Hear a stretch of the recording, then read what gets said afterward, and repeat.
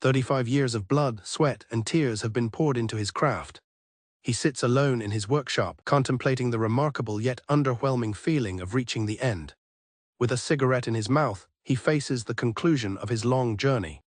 The world marvels at so-called magical products born from world-class Japanese manufacturing techniques, all thanks to the skill of the humble craftsperson. The people who dedicate their lives to these skills are known as artisans. Inside the Fujimura manufacturing workshop, the chief artisan meets with a client. Takumi Fujimura, the 70-year-old chief, slams his hand down in frustration, declaring he can't possibly meet such a deadline with that kind of money. The client retorts that it's fine, as he has plenty of other alternatives to choose from, adding that he always found Fujimura to be impudent. The client condescendingly addresses Fujimura. He smugly asserts that in this era, skill alone isn't enough, and that old-timers should just be useful to large corporations. As he tells Fujimura to be grateful for any work at all, Fujimura grabs him forcefully. Fujimura states that he refuses to spoil the taste of cheap booze by making something he isn't satisfied with, as they put their pride into their work.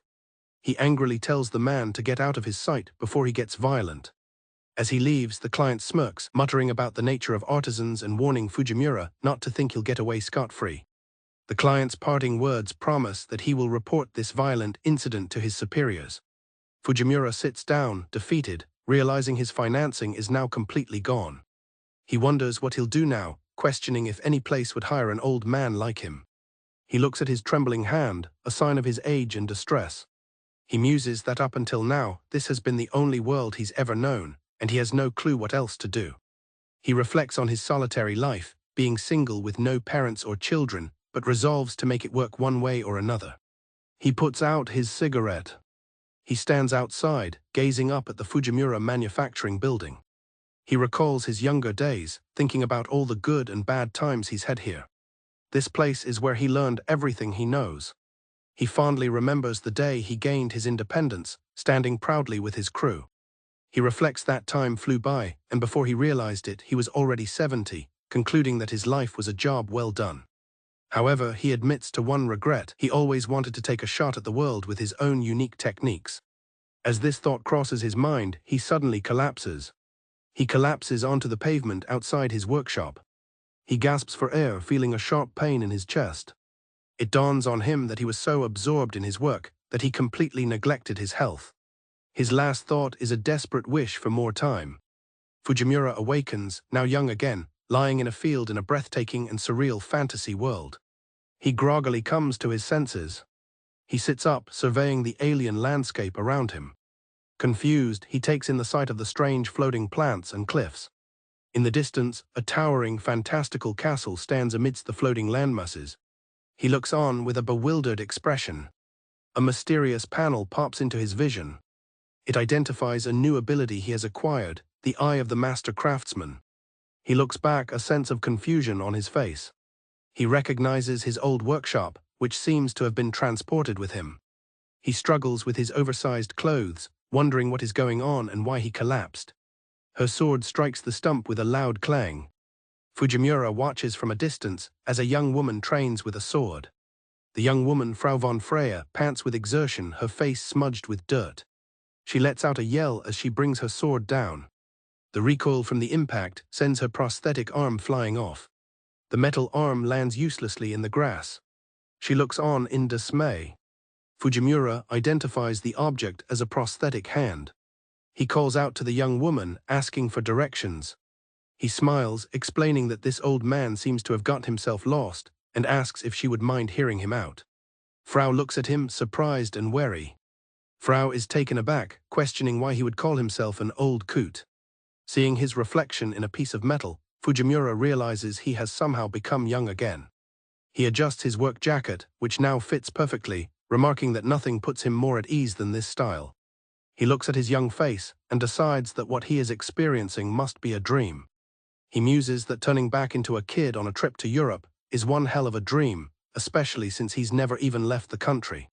Frau approaches him, asking if he is all right since he seemed depressed. He brushes it off as no big deal. He tells her he had an idle moment and tinkered with her prosthetic, urging her to try it on.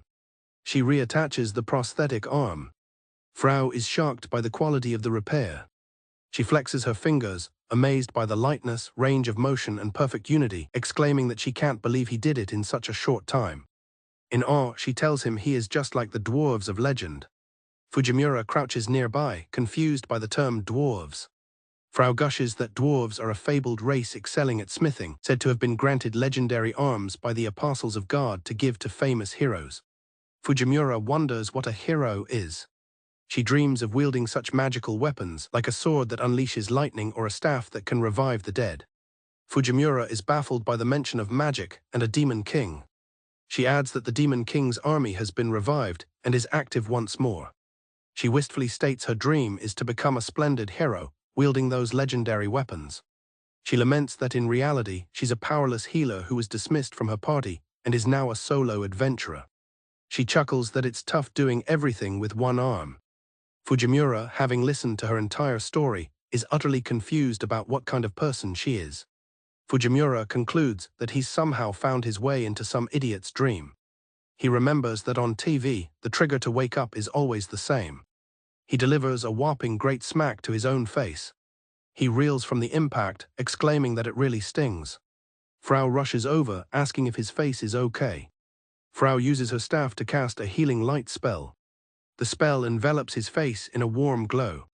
She smiles, telling him he's all fixed up, and that healing is the one skill she has confidence in. She explains that her family's treasured staff, which uses a rare B-class magic stone called a lantern crystal, is a great help. As he staggers away, she asks if Mr. Fujimura is all right. Fujimura is stunned, wondering how she could possibly know his name. He instinctively reaches for his pack of cigarettes. He finds the pack empty, which sends him into a panic. He realizes with dread that this isn't just some vague failing. He looks out at the strange world, accepting that this is not a dream. Frau calls out to Mr. Fujimura again, concerned. He stands silently, finally stating aloud that he has wound up in some other world. He has an internal meltdown, questioning what kind of old man gets offered a great adventure, especially now that he's a kid again. Worried about how he'll make a living, he resolves that if it doesn't matter how many arms are needed, he'll just have to make his own. He calls out to the young lass. He asks if she would mind lending him her staff for a bit. Frau looks back, confused by his request. She protests that she can't because it's her family's treasure, but he tries to persuade her by saying he only needs it for a few months to see what makes it tick. She apologizes, still hesitant to hand it over.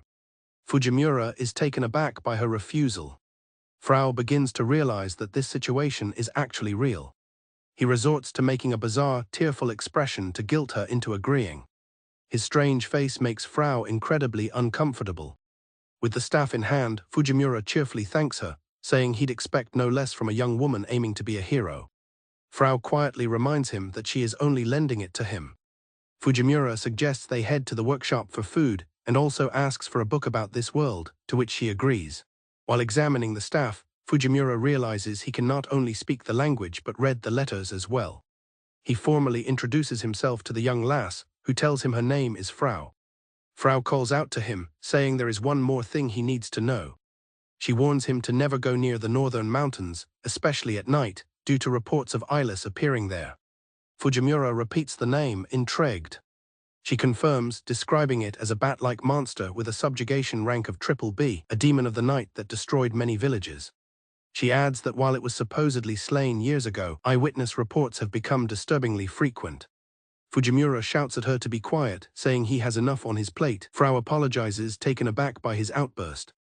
Fujimura begins studying a book about the fantasy world of Elvana. A special mention is made of the minerals unique to this world, specifically magic stones. These stones are the trigger for all magic. By channeling mana, they can produce effects like electricity, heat, and light, making them useful for everything from daily life to combat. Fujimura decides to experiment with the minerals, though their properties don't make sense to him. He holds one of the stones, confident that since it's a mineral, he'll eventually be able to crack it. His special ability, Eye of Analysis, activates, revealing a glimmer within the stone. The eye reveals the internal structure of the magic stone. He inspects the small, glowing piece he extracted, wondering what it is. While working on other stones, he realizes this one is on a completely different level. He attempts to saw into the material. He notices that even at his age, the shavings begin to crackle with energy. The dust particles start to float, Suddenly, the material violently explodes. He confirms the existence of a high-purity crystal at the stone's core. He determines that the core is only 20% of the stone's volume, with the rest acting as a limiter that reduces its power to 1/10 of its potential. He remarks on how exotic it is that the shavings explode with just a spot of magic, noting it's a very gummy material. It's been a while since he's faced such a difficult material. He feels a renewed sense of purpose, excited by a challenge he hasn't felt in a long time. He begins the process of metalworking. The process is broken down into 4 stages, each requiring a master's touch and intuition. An outstanding craftsman must be aware of even the most subtle changes, like warpage, strain, and even shifts in temperature on their skin. They can recognize these changes and immediately respond with corrections. As a result, the quality and accuracy of their processing can greatly surpass even that of machines. He works until sunrise. He completes his first creation, a perfectly crafted metal pipe. After 3 days of intense work, he reflects that it's been some time since he put his body through the wringer. He examines his hand, realizing that this new body is not how he remembers it. He doesn't feel tired at all. He concludes that his head must be taking the brunt of the exhaustion as he starts seeing pop-ups for new skills like body hardening and Eye of the Alchemist. He decides to step outside for some fresh air. He remembers that the young lass mentioned she was a powerless healer, fired, and now a solo adventurer. He reflects that since he's on his own too, he shouldn't be so harsh on her, especially since her situation is so difficult. This just means he needs to keep on crafting. His eye catches a gleam from a nearby rock. And so the discovery, extraction, and processing of these cores became his first craft in this new world. Frau arrives at the workshop, announcing that it's deadline day and asking for her staff back. She wonders if he's out. She finds Fujimura passed out on the couch. She calls out his name, startling him awake. He wakes up, removes his sleep mask, and tells her to wait while he makes some coffee. Frau thanks him for the prosthetic, mentioning that it has been very useful. He places a strange, metallic object on the coffee table. Frau examines the object, asking what this suspicious-looking cylinder thing is. Fujimura excitedly explains that it's called a gun, something he's always wanted to make, laws be damned. Ignoring him, she asks where her staff is. He casually points to the gun on the table. Frau stares in disbelief, letting out a horrified scream.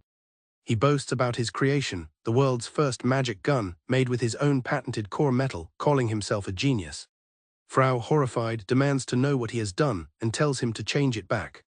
He calmly replies that he can't, as it's practically fused with the iron. He then cheerfully pulls a blanket off something else, telling her to come take a look. He shows her a huge pile of magic stones, declaring that he can harvest as many as he wants. Frau looks on in stunned silence. She confirms they are all genuine and asks how on earth he managed it. He explains simply that he could see something shiny inside the rocks. He elaborates that at a glance, he can see everything from the core's location to its components, strength, and thermal conductivity. He thinks to himself that the people of this world have handy eyes, but it sure feels like cheating. He declares that his eyes are now wide open, realizing it must be an effect of coming to this world. Frau, completely lost, asks what he's talking about. Trembling, she tells him that nobody has godlike eyes like that. Combined with his incredible crafting techniques, she desperately asks who he really is. A sudden, deafening boom startles both of them. Fujimura calmly asks if a missile hit, telling Frau to wait there. Frau can't tell what's going on. Her eyes widen in horror. A monstrous, fanged creature emerges from the smoke. The terrifying, eyeless bat-like monster looms over them from the roof of the workshop. The creature lets out a guttural growl. Frau identifies the monster as the eyeless and wonders why it's active in the middle of the day. She realizes with terror that it must have been attracted by the aura of the magic stones. Frau pulls on Fujimura's arm, telling him they have to run because the creature is too dangerous. He retorts that if they don't take it down, it will bust a hole in his roof, and then her. She desperately explains that this is a colossal queen class, a demon that ruined the whole region, and that they don't stand a chance. Fujimura calmly replies, that's so. He finishes checking the gun's loading mechanism, as Frau insists they need to run. Fujimura slides the gun into Frau's hands, telling her that if the creature is so dangerous, she should deal with it. She looks down at the gun, questioning his logic. The monster lunges toward them with a deafening roar. Frau looks on in terror. Fujimura calmly instructs her, explaining that it's easy to handle, she just needs to aim, use a little mana and pull the trigger. She panics, saying she can't because she's a healer. Tears stream down her face as she admits that she's scared just standing there. He watches her calmly and tells her not to worry. She asks him what he's doing, warning him not to get any closer. He simply tells her to trust in it. He declares his confidence in the craft he has been working on for 54 years. Her expression is a mixture of terror and newfound resolve. The creature flaps its wings, diving straight for them. It lets out a piercing shriek as it closes in. Fujimura calmly says, "Alrighty." He tells her to brace herself. The monster roars, ready to devour her. Overwhelmed by fear, she believes there's no way this tiny device can work. The monster opens its massive jaws to attack. With a determined look, Fujimura gives the command. Shivering, Frau prepares to pull the trigger. The magic gun fires, unleashing a devastating blast that strikes the monster head-on. Frau looks on, stunned by the weapon's power. The defeated monster lies smoking on the ground. She can only utter a confused "ha." Fujimura casually lights a cigarette, declaring the output stability test complete. He explains that his patented magic stone manufacturing process created a nifty piece of equipment that focuses the wand's energy, which he calls the Bakuan Fujimura. Frau thinks to herself that it's way too menacing. He casually mentions that the output wasn't stable for a while and gave him some grief, almost killing him countless times. He tells her to try it, adding that she can still use it to heal like before when it's unloaded. Fujimura stands before a pile of defeated monsters, explaining that for the past 3 months, the prototypes have been piling up, but he has now made the ideal tool safe for anyone to use. He tells her she better get stoked, because he's going to make her the world's strongest hero.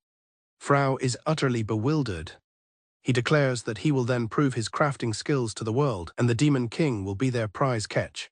He explains that she'll be the hero of her dreams, and the world will recognize him as its greatest craftsman, making it a win-win. Frau feels overwhelmed, thinking his words are so unrealistic that her mind can't keep up. He holds out his hand. He asks the young lass if she'll give it a whirl. She thinks to herself that there's absolutely no way someone like her could do something so great. He tells her this is the turning point, and all that's left is for her to prepare to become a hero. Frau is stunned into silence. Her heart thumps as she considers his words. He spoke of the Demon King as if it were nothing but prey to him. She begins to wonder if, with this miracle craftsman, her dream might be possible. She takes his offered hand. With tears in her eyes, she agrees to follow him to the very end if he can truly make her dream happen. He puts on a pair of sunglasses and replies, "Right on." They agree to get a move on and give the world one hell of a shock, marking the start of their journey together. In a flashback, Frau von Freya tends to a wounded child amidst the rubble of a village. Her party leader, Valk Donner, angrily questions why she is wasting her magic on a villager instead of focusing on their battle. Frau protests, insisting that she must help or the child will die. As a monster unleashes a powerful blast, Frau shields the child, taking the full force of the attack. Later, she awakens, heavily bandaged and injured. Her former party members stand over her bed, their leader remarking that she is finally awake. Valk informs Frau that she is no longer of any use to them. He coldly blames her for their prey escaping, calling her a stupid bitch for meddling. Another party member adds that to make up for it, they will be taking all of her savings. As they leave, Valk adds that he has also erased her personal rank, demoting her to the lowest F rank. Left alone and abandoned, Frau is devastated. She remembers writing to her mother, full of hope and aspiring to become a hero. In the present, Fujimura, a miracle worker from another world, proudly works on his latest creation. He announces that his project is complete. He presents a megaphone to Frau, explaining that it's an instrument designed to make her voice louder. Fujimura calls his invention the Fujimura speaker, a device that converts electrical signals into sound. He boasts about his unparalleled crafting skills, from machining to plastic processing. He encourages Frau to give it a try by channeling some mana into it. As Frau tests the speaker, a powerful boom erupts, shattering the windows of a nearby building. She is stunned, comparing the force to a lightning strike. Fujimura is pleased with the successful output adjustment, remarking on the limitless potential of magic stones. As Fujimura considers making an engine next, Frau looks on. She questions why he chose her, believing he could achieve his goal of defeating the Demon King much faster on his own. Fujimura suggests that by doing so, she could finally become the hero she wants to be. Fujimura dismisses the idea of becoming a hero himself, finding it to be a hassle. Frau points out that it would be more interesting for her to become the hero, as a one-handed female healer's story would be very marketable. Fujimura agrees, stating that a craftsman's place is behind the scenes, ensuring his clients are happy. Fujimura decides they should get moving and suggests they head into town. Frau is surprised that he wants to accompany her but quickly agrees. They set off towards a large, fortified city in the distance. They arrive in the royal capital of Roroso, a bustling city named Kadonia. A grand colosseum looms in the background of the city.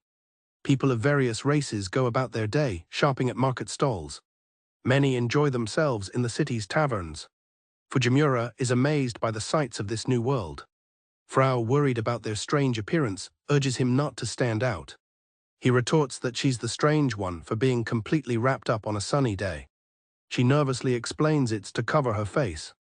Fujimura recalls that her burn scars caught his attention when they first met. Nearby, a fight breaks out between adventurers. A crowd quickly gathers to watch. Fujimura finds the lively, festival-like atmosphere amusing. However, Frau clarifies that Roroso is usually a calm, provincial city. The reason for the current excitement, Frau explains, is that a second new dungeon has recently appeared in Kadonia. She clarifies that the original dungeon is a labyrinth from 100 years ago called Cavern Path Imbo. Dungeons are underground layers that have existed since the world's creation, varying in depth and difficulty, but all sharing the common elements of monsters and treasure. Over time, these dungeons become centers for logistics, trade, and culture, leading to the growth of towns and attracting heroes in search of adventure. Frau explains that a selection tournament called Feast is being held the next day for the right to be the first to challenge the new dungeon. The first to discover its treasures gets to keep them. There are rumors of enough riches to take over the entire country. Fujimura seems to understand. Excited by the prospect, Fujimura declares that they should go and claim the treasure for themselves. A flustered Frau insists it's impossible, explaining that adventurers from all over the country, and even neighboring ones, will be gathering for the tournament. Frau panics, pointing out that they'll be competing against a-class parties as a team of two. Fujimura confidently reassures her, reminding her of the weapon of absolute destruction he created. Her loud exclamation draws the attention of nearby adventurers. She quickly apologizes for being too loud. The crowd recognizes Frau, and whispers spread through the onlookers, identifying her as a former member of the Shiden party. They gossip about how she abandoned her comrades, fled from a monster, and has now fallen to a solo Efrenka, deeming her an untrustworthy embarrassment. Fujimura tells Frau to ignore the haters. The crowd's mockery turns to him, calling him a mean-eyed goblin-like brat. As Frau looks up goblin in a book, an annoyed Fujimura asks for his gun. A manic look crosses Fujimura's face as he gets an itch to try rapid fire. Frau quickly stops him. Just then, a familiar voice calls out, spotting them in the crowd. Valk Donner approaches, sneering that he's glad to see Frau is as useless as ever. The A-class party, Shiden, makes a menacing entrance. Valk Donner, the dual swordsman leader, greets Frau with a condescending smile. The crowd erupts with excitement, hailing Shiden as the pride of Roroso and the favorites for the tournament. Valk grabs a tense Frau, mockingly asking how she's been. He then turns his attention to Fujimura, expressing surprise that she's already forming a new party and asking if a kid was the best she could find. Valk gloats that it doesn't matter, as he made sure she couldn't form a decent party anymore by spreading rumors and branding her Frau the betrayer. Frau stares in shock at his confession. He adds that while she was trash, she was a so-so healer, and it's a bother if she goes elsewhere. Valk bids Frau a sarcastic farewell, telling her to keep aiming to be a hero. He cruelly mocks her deceased mother, causing Frau to grit her teeth in anger. As Valk turns to leave, Fujimura steps forward, noting that Valk hadn't addressed him at all. Fujimura calls him a shitty brat, shocking the onlookers. Fujimura tells Valk not to judge someone by appearances, dismissing the fuss. The crowd is outraged, calling Fujimura a rude brat and demanding he apologize to Valk-sama. Valk condescendingly remarks that Fujimura's lack of maturity is just what he'd expect from the betrayer's companion. He correctly deduces that they are there for the selection tourney. Fujimura confirms it with a smirk. Valk says he looks forward to it and warns them to be careful of any unforeseen accidents. Fujimura grins and retorts, right back at ya. Frau screams his name in exasperation. The scene shifts to the Grand Colosseum, where the tournament is about to begin. The arena is packed with a roaring crowd. Various formidable-looking adventurers are in attendance. In the stands, onlookers recognize Fujimura and Frau as the idiots who picked a fight with Shiden. They mock Fujimura's strange getup and the smoke coming from his mouth. In the arena, an announcer prepares to address the crowd. The crowd roars with anticipation. The announcer declares the commencement of the feast-deciding selection tourney, questioning who will be the first to claim the unknown. Fujimura casually asks Frau what she thinks is the quickest way to defeat the Demon King. As he tinkers with his tools, he remarks that getting a job done fast is a craftsman's specialty, leaving Frau stunned by the directness of his question. Frau explains that to even enter the Demon King's realm, one would have to become an SS-rank adventurer. Fujimura seems unfamiliar with the term. She clarifies that this title belongs to an elite group of only 7 people in the world, known as the Salyuan, who are the only ones permitted to fight on the demonic frontline. Frau adds that the Salyuan are the closest thing to being called heroes. Meanwhile, in a grand colosseum, an announcer declares the start of the feast selection tourney, calling for all participants to enter the arena. In the cheering crowd, a stern-faced man stands beside a hooded figure, observing the proceedings. The hooded figure is revealed to be a terrified Frau, clutching a device and questioning why she is there. Onlookers recognize her and Fujimura, mocking the F-rank healer and the kid who dared to pick a fight with Shiden. Overcome with fear, Frau decides she can't go through with it and tries to turn back. As she attempts to flee, Frau bumps squarely into the back of a colossal, heavily armored warrior. The warrior pauses, momentarily confused, wondering if something just hit him. Frau is petrified by their immense size. Another warrior in the group angrily demands who showed such disrespect. Fujimura pulls her back as she stammers apologies. The massive warrior turns, his gaze intimidating as he asks what children are doing there. An adventurer from another party taunts Frau, asking if she is trembling. Fujimura steps in, grabbing Frau's face and loudly introducing them to the large warrior as the future slayers of the Demon King. His bold declaration is met with mockery from the surrounding crowd, who dismiss him as crazy. Fujimura looks on, annoyed. The large warrior scoffs at their dreams, calling them pests. Suddenly, the warrior lets out a powerful and foul-smelling fart. The other adventurers reel from the stench. Fujimura angrily demands to know what the old man thinks he's doing. He compliments Fujimura's eyes, acknowledging him as no mere warrior. He apologizes for his earlier disrespect, addressing him as Master Fujimura. He introduces himself as Gandalf, leader of the B-class party Gardener. He also introduces his 2 swordsmen, Jin and Kin. Gandalf suggests that should they meet in the tournament, they fight a heated battle on equal terms. As his party departs, Frau remarks that he was a nice guy after all. High above in a watchtower, a guard laments that he should have placed a bet. Another guard suggests betting on Shiden, the favorite. The first guard decides to rush off to place his own bet. As he glances out from the tower, he is shocked to see a massive swarm of monsters stampeding towards the capital. The guard watches in terror as a terrifying horde, composed of countless goblins, ogres, and other foul creatures, charges relentlessly toward the city walls. The alarm bells ring out, warning of the monster swarm. Fujimura wonders about the commotion. Frau identifies the sound as coming from the mast. A knight captain explains that new dungeons can sometimes trigger monster stampedes and orders his men to prepare for battle. The adventurers in the Colosseum seem unconcerned, confident in their numbers. The breathless guard from the watchtower arrives. He delivers a dire warning. He has counted over 1,000 monsters, including ogres, and they will reach the city in just 30 minutes. Panic spreads as the adventurers realize the scale of the threat. Seizing the opportunity, an adventurer named Shiden steps forward and makes a bold proposal. The tournament will be decided by whoever claims the most spoils from the impending battle. He argues that since the dungeon belongs to adventurers, they should have some leeway with the rules. Shiden galvanizes the crowd by framing the battle as a chance to become country-saving heroes. The other adventurers are won over by his charismatic speech and eagerly agree to the new competition, ready for a fight. An official announcement is made, confirming the king's permission to change the event. The selection tourney is now an A-rank mission called the Massed Repulsion Battle. The adventurers are tasked with defending the castle and showing their full potential. Frau is stunned by the sudden escalation. The monster horde draws ever closer. The announcer gives the order to open the gates, and the battle begins. With a thunderous roar, the assembled adventurers charge out of the city. They rush to meet the oncoming tide of monsters. With their newfound power, they leap high into the air, descending upon the unsuspecting monsters. Shiden quickly casts a series of enhancement spells on his party, boosting their abilities. Shiden's party effortlessly carves a path through the monster horde. A female mage in his group laughs maniacally as she unleashes devastating spells, incinerating groups of goblins at a time. The other members of Shiden's party display their overwhelming power, cutting down scores of monsters. They turn the battlefield into a slaughterhouse. The rest of the adventurers struggle against the relentless horde. Archers try to thin the ranks of the larger beasts. They are quickly overwhelmed, suffering heavy casualties.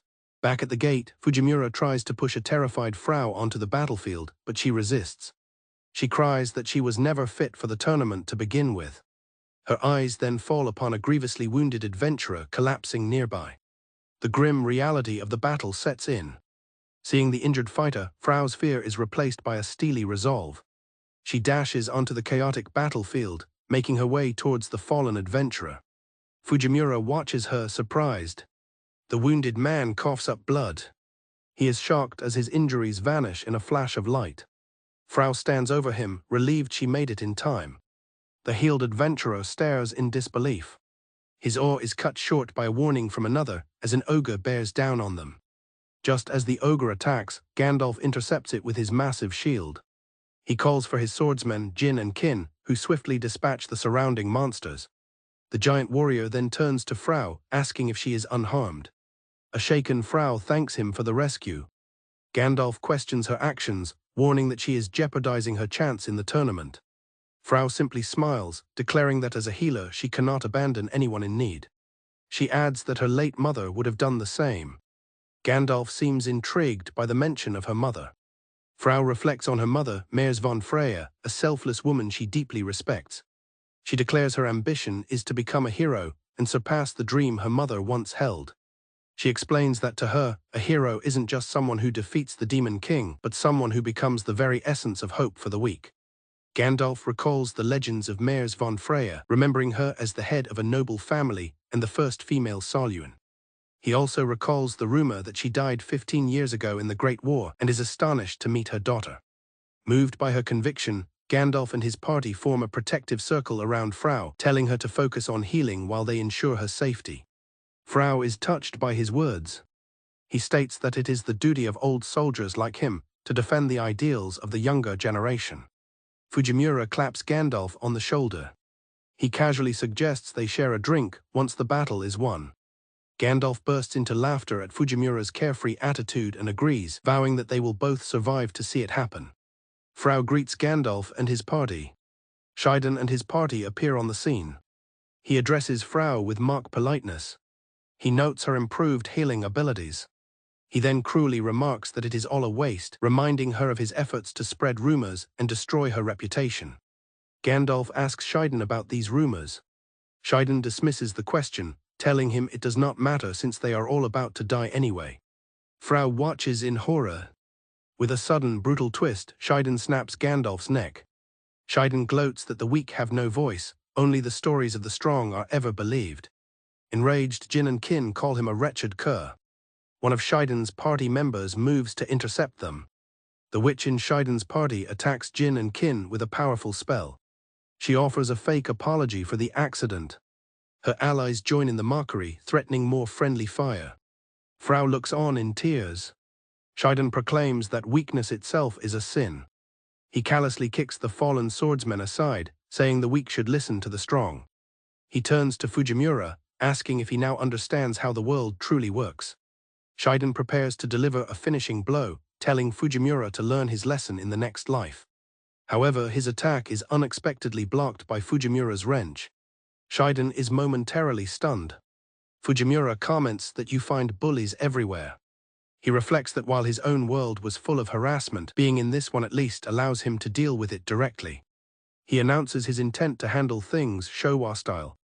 A determined glint appears in his eye as he declares it's time for the punks to get what they deserve. Fujimura reflects on how glad he is to be in another world. Unlike his old one, where he was bogged down by rules about harassment, here he can deal with troublemakers directly.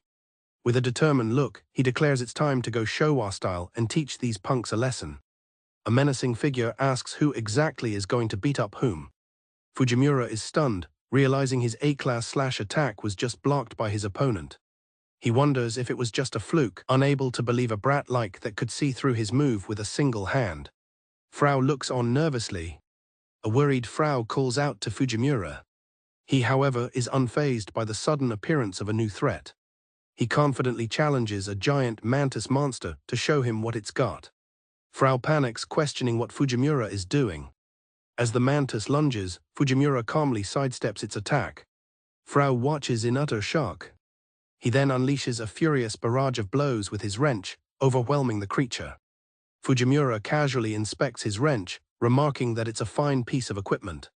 He leaps into the air and delivers a massive final blow to the monster's head, knocking it out of the park. A stunned Frau looks on. The creature collapses, twitching. With the monster defeated, Fujimura proudly decides to name his pipe wrench Kongupern. Frau expresses her amazement that he could deal such a fast blow with one hand. Fujimura explains that his wrench is a handy item, the world's first double-core product, combining a material strengthening and physical enhancement core for a significant boost in power. Fujimura reveals another of his assets, his eye. He explains to a confused Frau that from staring at stones all day, his vision has become sharper. If he focuses hard, time itself seems to slow down, an ability he calls Godspeed Eye. He jokes that eventually, the world might look like it stopped spinning. This revelation leaves Frau utterly bewildered.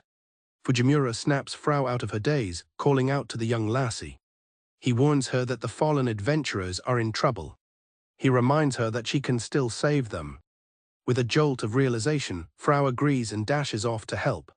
A man in a dark cloak looks on. Fujimura returns a tense glance. Fujimura internally notes that the guy is a creepy bastard. The man smirks, realizing he's now caught in a 4-on-1 showdown as his allies suddenly appear and surround Fujimura.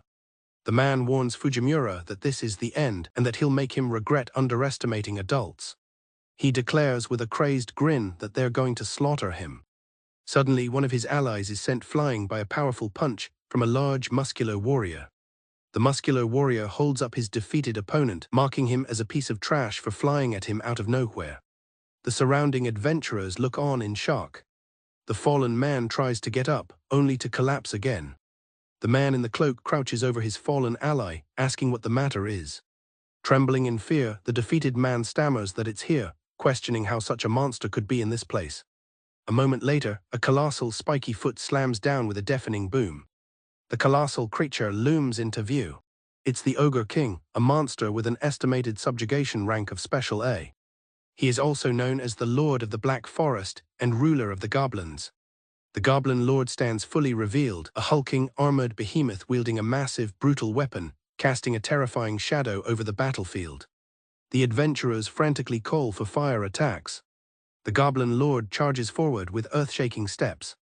The monster raises its enormous weapon. The terrified crowd can only watch. It brings its weapon crashing down, obliterating everyone in its path. A witch in the cloaked man's party notes that the Goblin Lord is bad news. Her leader declares that since their intention was always to aim for S-rank, they will kill it. He callously notes that now is a convenient time, since they have plenty of other adventurers to use as meat shields. His party members roar in agreement. The party leader tells Fujimura he's lucky and can take the opportunity to flee. He then adds with a smirk that it doesn't matter how far he goes, implying his fate is sealed. Frau and the other adventurers look on. The Goblin Lord continues its rampage, tossing adventurers aside like dolls. Fujimura approaches an exhausted Frau, asking if she's holding up. He warns her that there's a limit to her mana, and she won't last much longer if she keeps this up. Despite her exhaustion, Frau finds her resolve and declares that she will continue to fight. Understanding her determination, Fujimura smiles and decides he'd better put his all into protecting her. From a distance, their cloaked adversary watches with a slight chuckle. The cloaked man laughs maniacally, calling them idiots for aiding others. Frau retorts that no matter how far one goes, trash is still trash. Ignoring her, the man rallies his party, ordering them to take all there is for the taking and blow everything else away. The chaotic battle concludes with a declaration of complete extermination. Exhausted adventurers celebrate their hard-won victory amidst the fallen bodies of their enemies. Standing triumphantly atop the corpse of the defeated behemoth, a man named Valk expresses surprise at their success. His companion Shiden remarks that it was expected and that the title of Feast is now within their grasp. Fujimura checks on the exhausted and injured Frau. He gently tells her she has pushed herself too hard and needs to learn when to call it a day. A man named Valk approaches them with a condescending smile, sarcastically thanking Frau for healing the wounded. Valk callously dismisses his fallen comrade, Eltico, as a necessary sacrifice. He then turns his attention towards Frau, preparing to act. Fujimura watches, surprised by his actions. Without warning, Valk unleashes a brutal attack on his own downed ally. Valk walks away from his brutalized ally with an expression of disgust. Frau is clearly at her limit. As she finally collapses from exhaustion, Fujimura rushes to her side. He calls out to her in concern. In the town of Riroso, a massive crowd cheers. They celebrate the triumphant return of Valk and his party, hailing them as saviors. The people praise them for defeating the Goblin Lord, awed by their power. Before the assembled adventurers, it is explained that the right of feast will be granted based on distinguished service. An official prepares to announce who has earned the right to challenge the new dungeon, Imbo. Valk waits with crazed anticipation, certain of his victory and the glory that will follow. The official calls for Frau von Freya to step forward. Frau is shocked and confused by the announcement. Valk is utterly stunned, questioning what he just heard. The other adventurers murmur in confusion. Valk grits his teeth in rage.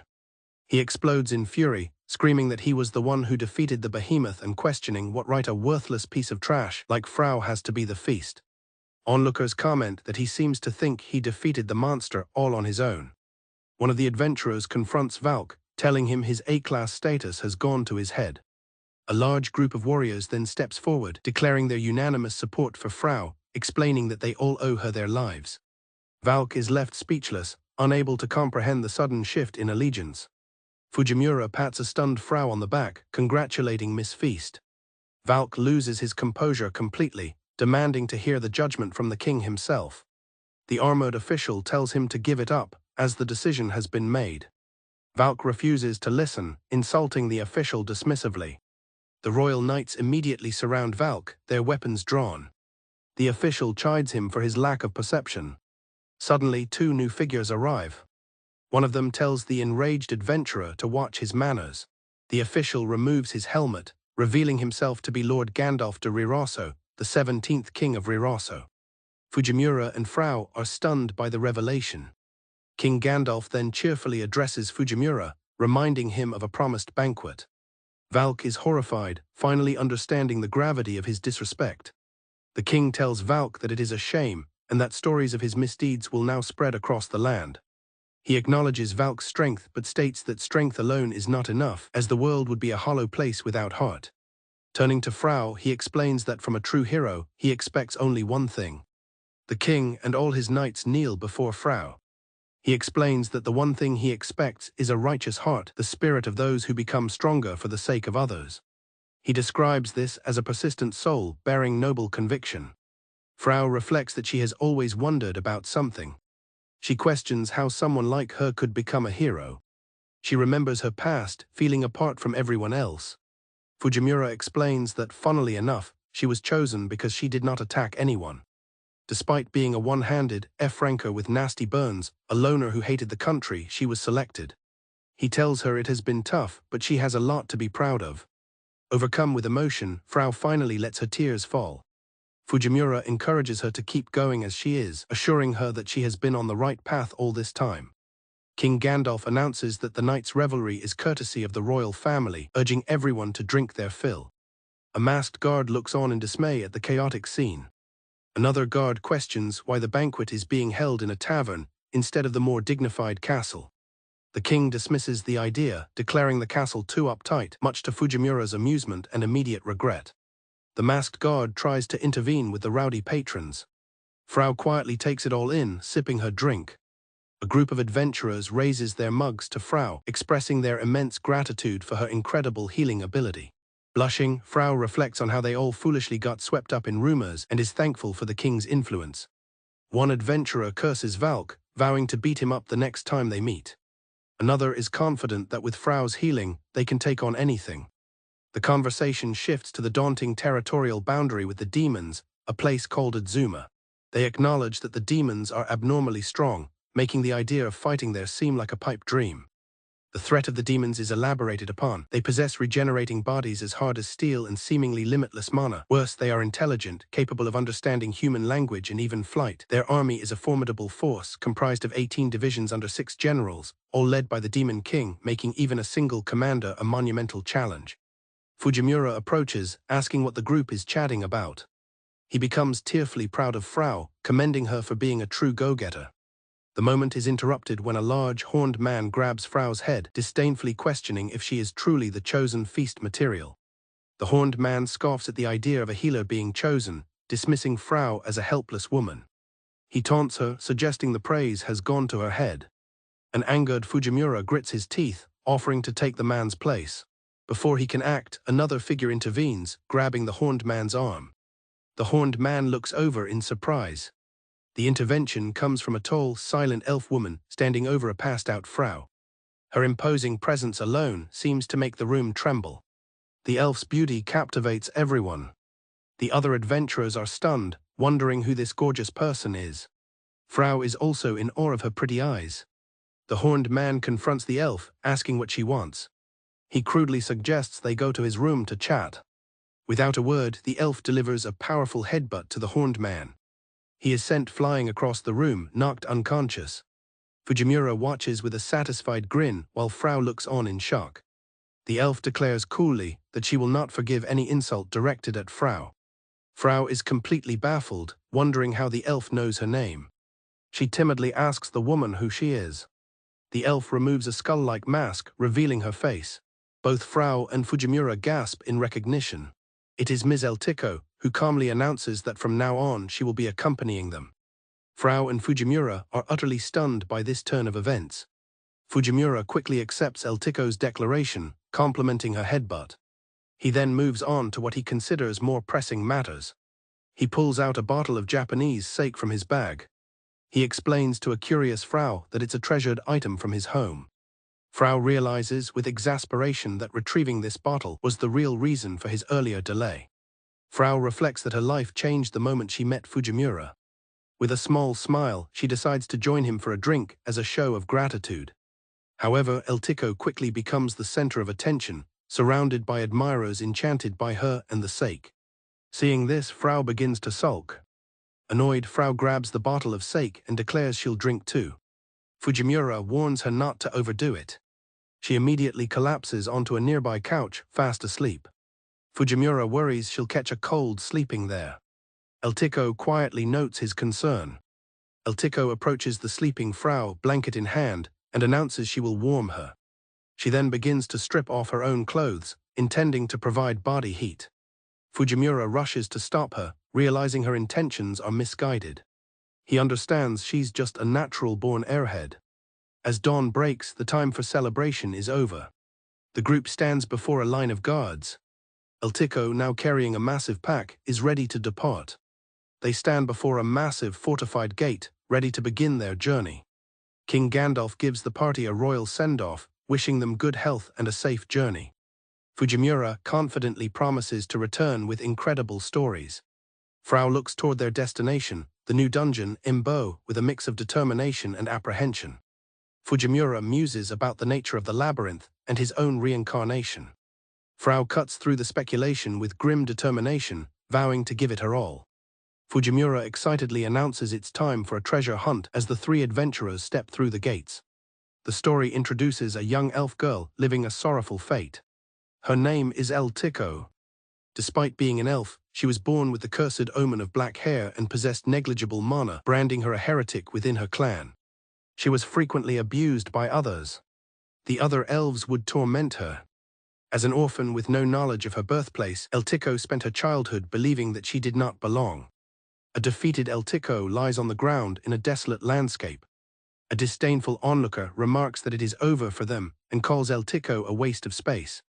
She was filled with feelings of resignation and inferiority. As her life was fading away, she simply thought to herself that this was just how it goes. Suddenly, someone else appeared. On that day, for the first time, Eltico experienced a true act of devotion from another person. And that was when she decided. She had found a human worth protecting. A lone guard stands watch outside a large dungeon entrance.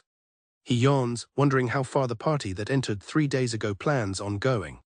He recalls that the priority period is 5 days, after which other adventurers get free rein.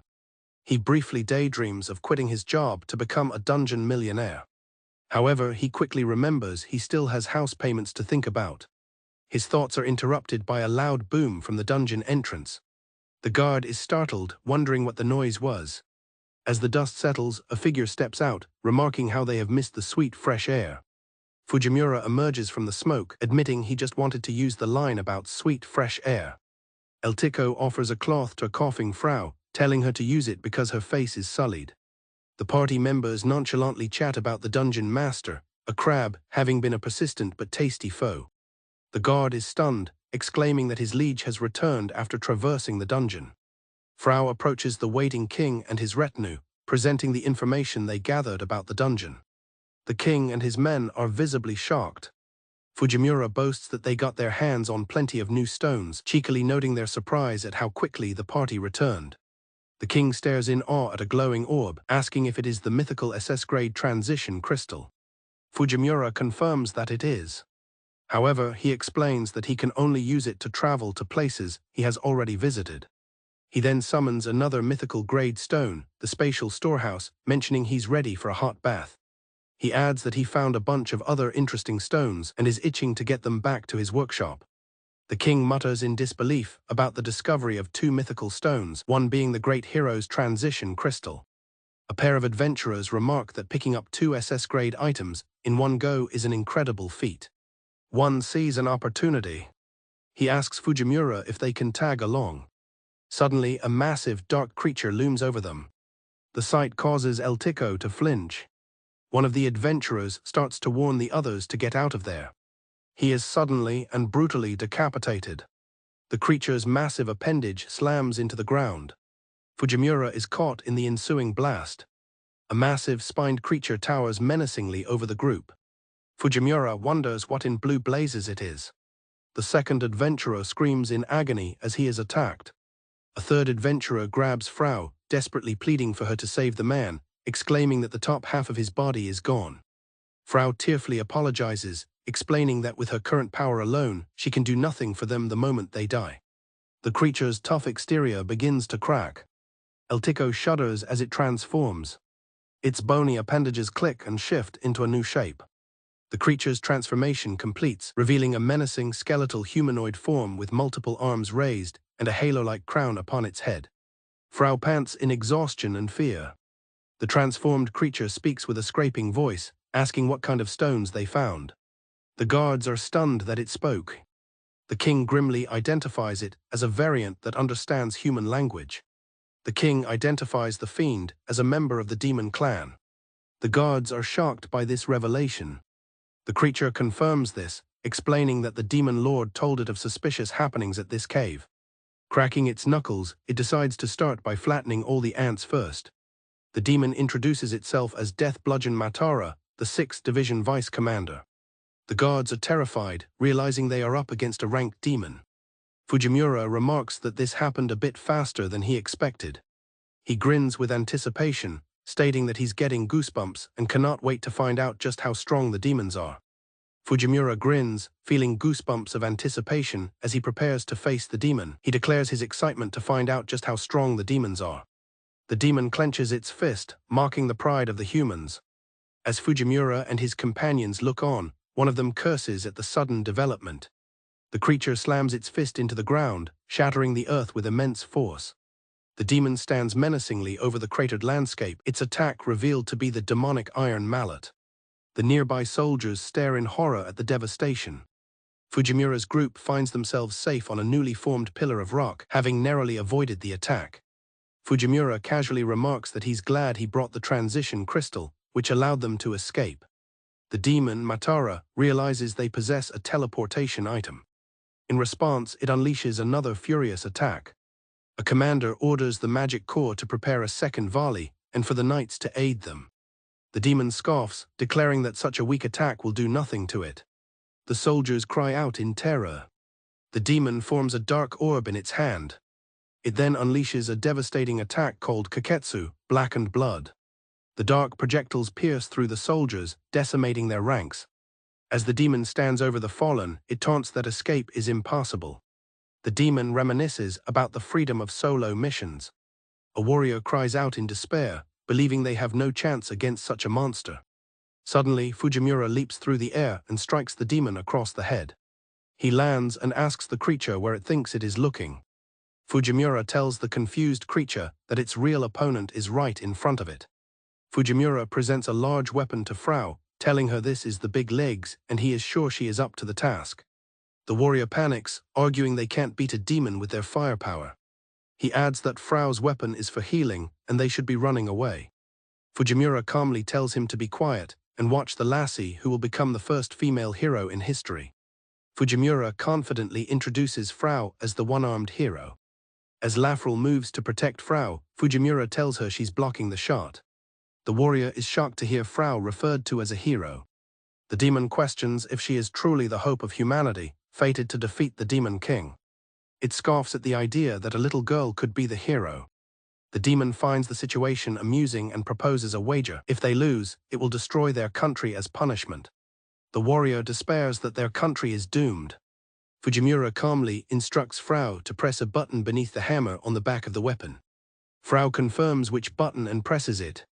Fujimura explains he has a good feel for its power from the last time she fired it. The weapon transforms into a massive cannon, and he tells Frau to get in range and blow the behemoth away. Frau is stunned by the transformation. Fujimura names the weapon's specification, Fujimura 10 Heaven, a wide-radius short-range device. Fujimura explains he took design pointers from a megaphone to create a weapon that attacks a wide surface area rather than a single point. Filled with renewed confidence, Frau agrees, stating that if Fujimura made it, she knows it will work. The warrior is shocked by her resolute expression, finding it hard to believe she is the same girl who had been questioning her own ability to be a hero. Fujimura reflects that Frau chose to believe in him, a man she barely knew, and face down a monster. He believes that is the exact kind of spirit that makes a hero. The demon readies itself, eager to start the festivities. As the demon roars and prepares to strike, it commands her to cower in despair. Fujimura declares it is time to test everything against a demon. With faith, dreams, and hope on her side, Frau charges forward. She wields the power of a core and the merits of manufacturing, clicking the weapon's trigger. The demon looks on, confused by the strange device. Frau unleashes a massive blast from the weapon, an attack named Bakuin Fujimura, Voidal Sky, which engulfs the demon. The onlookers stare in shock as the smoke clears. The blast has completely obliterated the left side of the demon's head. However, the creature begins to regenerate. Unfazed, Fujimura casually remarks that he told them the demon was nothing to worry about. Lafrel claps enthusiastically as Frau looks on, flustered. Fujimura jokes that Lafrel is smitten with her. The warrior stares in awe, whispering the name of the one-armed hero, Frau. On this day, for the first time in human history, the solo subjugation of a rank-bearing demon was achieved by a B-class adventurer. The Emperizer Imperial Heavy Unicorn Knights are ordered to take the central position. The Fire Magic Squad from the Magic Nation of Sophia is instructed to take the rear and provide magical support. The Elven Knight Order from the Realm of White Winds, Etelnia, is commanded to lead a charge on the left flank. Meanwhile, the Great Fanged Platoon from the Beastman Kingdom of Fangar prepares to charge the right flank. The allied army stands before the demonic front line. Adzuma, a commander, rallies his troops, declaring that their status, honor, heritage, glory, and future are all on the line. Monstrous creatures advance from the demonic front line. They launch a volley of strange projectiles towards the allied forces. The attack catches the charging knights off guard, striking them down. The battlefield is a chaotic scene of knights being overwhelmed by demonic creatures. A commander expresses his concern that the Saluan and Order generals have not yet arrived. He knows that retreating is not an option, no matter the cost. A sudden, powerful blast roars through the demonic horde. The knights stare in shock at the sudden turn of events. A voice from off-panel remarks that they have kept everyone waiting. Two powerful warriors have arrived. One claims he landed the first strike, but the other counters that he took out a larger number of enemies. The warrior, identified as Saluan Feverflash Heathland, appears annoyed by the exchange. Imperial Order General Leviathan Aklina states that her attack took out twice as many enemies. She coolly asks Heathland if he has any complaints. Heathland, an SS-class adventurer rumored to have fallen for Aklina, quickly denies having any complaints. The troops cheer at the sight of the newly arrived Saluan. Aklina asks Heathland if he has heard about the recent rumors. Elsewhere, two cloaked figures discuss the same rumors. They note that the rumor originated in the Red Lands of Roroso, a small country far to the east. A small, winged demon announces it has something to report. It delivers its message to the imposing demon general, Lord Telzero. The imposing figure is identified as Telzero, one of the 6 great demon generals. Telzero listens to the report with a single, sharp-toothed eye. The messenger confirms that Vice Division Commander Matara has been eliminated while on a scouting mission. Telzero wonders aloud if a Saluan or an Order member was responsible for the elimination. A young beastman laughs, finding it impossible that a B-class adventurer could accomplish such a feat. He enthusiastically suggests to his brother that they go meet this adventurer in person. His monstrous companion seems hesitant, stating that it's too scary for him. Elinis mentions the rumor that the demon was swallowed and defeated in just 2 seconds. The S-rank adventurer, Beastman Prince Elinis, explains that his brother dislikes those who make a business of eating because that is his own specialty. The younger Beastman insists that everything will be fine. The younger Beastman, Inosis the Prodigy, the youngest Saluan, confidently tells his brother not to worry because he will be there to protect him. Elinis reassures his brother, telling him he has nothing to worry about. He mentions another concerning rumor about a weapon capable of killing a demon in a single blow. He admits that this particular rumor is the one that worries him the most. The king of Roroso asks Fujimura about his future plans. Fujimura announces his next goal is to go straight to the Demon King's doorstep in Adzuma. The king explains that the journey to Adzuma is arduous, taking at least 6 months and potentially double that time. Fujimura brushes off the concern, noting a horse's daily travel distance isn't sufficient for his plans. Fujimura unveils a small truck, which he claims can complete the journey in only 2 weeks. The king and his attendant are shocked by this claim. Fujimura explains that the vehicle, an automobile, can use magic stones as a substitute for fuel. Impressed, the king declares that Fujimura and his companion never fail to surprise him and pledges the full support of Roroso. Fujimura thanks him and hops into the truck. The truck's engine roars to life, startling the king and his men. Fujimura calls out to Frau and Lafrel, telling them to get in. He puts a cassette tape into the truck's stereo. With a grin, Fujimura declares that it is a long way to the top, so they need to get going. Fujimura presents a new and improved prosthetic arm to Frau. She is amazed by how natural it feels, flexing the fingers and marveling at the sense of unity it provides. Fujimura explains that he used special magic stones, a meridian stone to boost nerve signals and a voltage stone for power, ensuring it runs perfectly. While boasting about his ability to create anything, Fujimura realizes he's out of cigarettes. After a frantic search proves fruitless, he staggers out of his workshop in despair. He dramatically announces to Frau and Lafrel that he cannot create a substitute for his smokes. This prompts Frau to wonder if he'll finally quit. As they speed along the road, Fujimura remains distraught over having to quit smoking. Frau, however, is thrilled by the truck's speed. She is amazed at how much ground they have already covered. Fujimura complains about the bumpy road. He realizes they're burning through their petroleum, stone's fuel supply faster than anticipated, and tells the others they'll need to stop and stock up. Looking at a map, Frau suggests they visit Bonas, the second largest city in the commerce hub of Goldoro, where magic stones from across the continent can be found. Frau explains that Bonas is home to Lord Philosoth, one of the wisest men in the world. She believes he could aid their quest, perhaps providing information about the Demon King. Fujimura agrees to the plan. He hopes the sage might also be able to solve his cigarette problem, much to Frau's amusement. Reinvigorated by the possibility of getting new smokes, Fujimura feels his motivation return. Suddenly, his attention is captured by a figure collapsed in a nearby field. It's a young beast woman bound in chains. Fujimura screeches the truck to a halt. He approaches the collapsed girl. He crouches down, asking what she is doing. The terrified and exhausted beastwoman can barely speak. The girl repeatedly apologizes as her stomach growls loudly. Realizing she's starving, Fujimura materializes a loaf of bread and offers it to her, suggesting she eat and calm down. The girl, Lunalua, stares at the food in disbelief. Lunalua snatches the bread and eats ravenously. Fujimura asks Frau for healing magic. He then pulls out an angle grinder to cut the chains. He kindly reassures the startled girl that she is safe and can eat in peace, as no one will take her food away. Overwhelmed by his kindness, Lunalua bursts into tears of relief. As she cries, Frau identifies her as a member of the Beastman race. She points out a mark on the girl's shoulder, noting that she must have fled a long way to get here. Frau identifies the symbol as the mark of a slave. She explains the grim reality of slavery, where children are treated as objects. She adds that the treatment of beastmen is known to be especially harsh. Just as she finishes, a group on horseback appears. 3 menacing men on horseback arrive, their leader chiding Lunalua for trying to escape. He reveals a tracking stone linked to her chains, explaining that it sends out a signal that makes it impossible for her to get away. The leader declares it's time for punishment, cruelly detailing the horrific fate that awaits her as a rare white wolf. He adds that he has already sealed her ability to transform, leaving her defenseless. As Lunalua trembles in terror, Fujimura places a reassuring hand on her head and tells her she has nothing to worry about. Fujimura smiles at the girl, telling her she's held out well on her own and that he'll handle the rest. She looks up at him, stunned. Just then, the cloaked Lafrel steps forward to confront the slavers, much to Fujimura's surprise.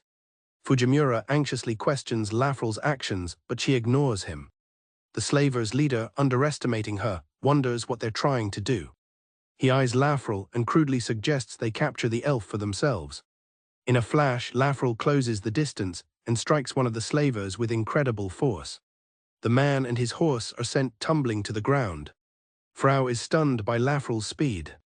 The remaining slavers, shocked, demand to know who she is. One charges forward in anger, but Lafrel effortlessly parries his sword strike with her armored forearm. The slaver's blade scrapes harmlessly against Lafrel's arm guard. She then casually swats him away, sending him flying. Fujimura smirks, asking how she likes the new gear he made for her. Clenching her fist, Lafrel confidently affirms that she does. Fujimura asks Lafrel how she likes the new gear. She confirms that it is very good. In the distance, Frau asks what the equipment is. Fujimura explains that while Lafrel's gun packs a powerful punch, this new gear is designed to capture humans alive, which may become necessary in the future. He elaborates that the gear accumulates and focuses weak mana signals to temporarily boost physical strength. He notes that while Lafrel's mana output is small, her base strength is already A rank, and with this gear she's close to a rank up. Frau is stunned at the thought of her reaching S rank. Lafrel concludes that it's perfect for dealing with squishy humans. Fujimura then reveals another invention he calls Shippu. An armored man charges at them. He is suddenly tripped and sent sprawling. The man angrily tells them to get out of his way. A muscular man with long dark hair appears on the scene, identified as Mr. Vittorai. Vittorai sighs, thinking the fight is going to be a pain. His armored companion boasts that it's over for their opponents, revealing Vittorai is a former Holy Imperial Knight of Emperizer, famed as the strongest in the world. Vittorai dismisses the praise, claiming he is just a fugitive with an entire country after him. Fujimura asks if he is actually strong. Frau, looking concerned, confirms that he is, explaining that Holy Knights are an elite class of warrior, with even the lowest ranking among them being equivalent to a B ranker. Frau adds that as a former vice-captain, his strength is impossible to predict. Meanwhile, Vittorai stretches, remarking that he could use the exercise. Fujimura and Lafrel lament that wherever they go, life seems to have lost its spice. Vittorai decides to start the fight by targeting Frau. He calls her the healer-looking lass. He lunges forward, declaring that she is up. Before he can reach her, Lafrel intercepts with a powerful kick. The attack sends Vittorai skidding across the ground. He recovers, remarking that the attack was too close for comfort. Fujimura looks on, surprised. Vittorai reconsiders his next move. As a man with a keen sense of risk and reward, his greatest asset is his instinct for self-preservation, allowing him to flee from disadvantageous situations without hesitation. He decides to test his opponent's skills first. However, he is reluctant to use a precious stone he possesses. The analysis stone is an A-class magic item that can render a target's strength as a vision. Lafrel decides to use the stone. As she activates it, a vision of a blade appears before a shocked Vittorai, who realizes he is being analyzed. The analysis reveals a vision of Vittorai surrounded by countless swords, a representation of his immense power. Lafrel concludes that this is what a top A ranker looks like, and that he may even have 1 foot in S-class with room to grow. Annoyed, he thinks he'd better be getting a bonus for all this trouble. Vittorai glances at Frau, who flinches. He turns his attention back to his target. He then vanishes in a flash of speed. Suddenly, a massive dark power erupts from the ground, dwarfing an ornate, powerful-looking device. Vittorai reappears, his face a mask of utter shock. He feels as if he is facing an entire army and cannot believe the intensely violent vibes. Fujimura smirks, asking if he has lost his appetite. He had assumed the elf was the strongest hitter, but now wonders if the young boy is also a threat. Vittorai tries to dismiss the boy as harmless. In that instant, countless chains erupt from the ground, wrapping around him and binding him completely. Vittorai is shocked by what is happening. The ground beneath his feet liquefies, and he is dragged under. He panics as he is submerged, realizing he cannot breathe. He knows he must get to the surface fast. In his mind, Vittorai is confronted by a terrifying, multi-eyed monster with a gaping maw. The stone Vittorai was carrying cracks. The stone shatters, breaking the mental assault. He is left shuddering on the ground. Fujimura watches him calmly. Vittorai gasps for air, his face filled with terror. Fujimura casually asks Vittorai if he is okay. Still shaken, Vittorai explains that the experience brought up bad memories. He reveals that he fled the front lines after analyzing a similar entity and seeing its true, horrifying form. He stares at Fujimura, wondering why he gets the same terrifying vibes from this random kid as Fujimura offers him a roll of toilet paper. Fujimura watches Vittorai's surrender with an unimpressed expression. The muscular man known as Vittorai raises his hands in surrender, declaring that he gives up and knows when to throw in the towel. Vittorai explains his reasoning, admitting that the elf woman alone would have been enough to defeat him, let alone with 2 other freaks of nature in the mix. Unmoved, Fujimura's face darkens as he proclaims there will be no mercy. Panicked, Vittorai argues that they shouldn't hold a grudge over him trying to kill them, nervously suggesting it's all water under the bridge. Vittorai continues to plead his case, pointing out that the lady was unharmed and he was outmatched from the start. Fujimura ignores him, preparing to strike. Vittorai realizes his words are having no effect on the boy. He desperately offers a piece of one-of-a-kind information, free of charge, claiming it concerns their little friend. Fujimura considers the offer. He tells Vittorai that if he wants to be spared, he must ask the pipsqueak, Lunalua, for forgiveness. Annoyed at having to stoop to a slave, Vittorai mutters to himself. He then forces a smile and apologizes to Lunalua, promising to stop being a bad guy. Vittorai begs them to reconsider, insisting he could be useful. Frau suggests to Fujimura that they should at least hear what he has to say, while Lunalua adds that she is curious about the information concerning her. Fujimura relents, agreeing to hear Vittorai out. Vittorai celebrates the successful negotiation. Vittorai begins by revealing a shocking truth: Lafrel is cursed. Frau is stunned by the revelation. He asks Frau if she found it strange that an elf, a race known for being proficient with magic, has so little mana. He explains the cause is a magu, a mana-eating curse from ancient control magic that consumes mana at its source. Vittorai calls it a miracle that Lafrel can use any mana at all. Frau is horrified by the news. He elaborates that a magu is especially dangerous because it persists even after the caster is gone and can only be removed if the vessel it curses is destroyed. Vittorai continues, suggesting the owner of the cursed vessel is likely a top member of his organization. He identifies the culprit as the dark magician Maledic from the organization Zafvat. Frau recognizes Zafvat as a massive slave-trading syndicate with tens of thousands of members. Lafrel suddenly recalls that the organization is located in Bonas. Fujimura asks if Vittorai isn't worried about betraying his organization. Vittorai scoffs, stating he has no emotional attachment to them and that his own safety comes first. As he prepares to leave, Vitorai declares his work is done. Fujimura grabs his horse's reins. He informs Vitorai that they also have business in Bonas and will be tagging along. Fujimura smirks, further demanding that Vitorai escort them directly to the center of his hideout. Vitorai protests that the place is crawling with scoundrels and strongly advises against it. He is aghast, certain that he'll be killed if his betrayal is discovered. Ignoring Vitorai's protests, Fujimura turns to Lafrel and Lunalua, confidently promising to break the curse in no time. Overjoyed by his declaration, Lunalua leaps into Frau's arms. Frau affectionately calls her a happy bunny. Fujimura's expression turns to one of cold fury, stating that they will pick the organization apart piece by piece. Vitorai tries to calm him down. His face contorted with rage, Fujimura declares that he will never forgive them for child abduction. A truck suddenly appears, and Fujimura bluntly tells Vitorai to get in. Vitorai starts to protest. Fujimura's menacing glare and repeated commands silence him. The whole group squeezes into the vehicle. Vitorai remarks that he feels like he's being abducted, to which Fujimura retorts that criminals don't get a choice. The group arrives at their destination, the grand port of Bonas, the second great city of Goldoro. They make their way through the bustling marketplace of the city. Frau and Lunalua are captivated by the sights and the various magical ores on display. After completing their check-in, the group proceeds into the city. Fujimura happily comments on their financial situation, noting that a loan from a king named Ganchan will allow them to live comfortably for a while. His conspicuous bag of money attracts the attention of some local thugs. The thugs approach, planning to rob them. A cloaked Vitorai sighs in annoyance at the unwanted attention. To Vitorai's surprise, the thugs recognize him. They drunkenly greet him and assume his companions are slaves he's selling, with one slinging an arm around Fujimura.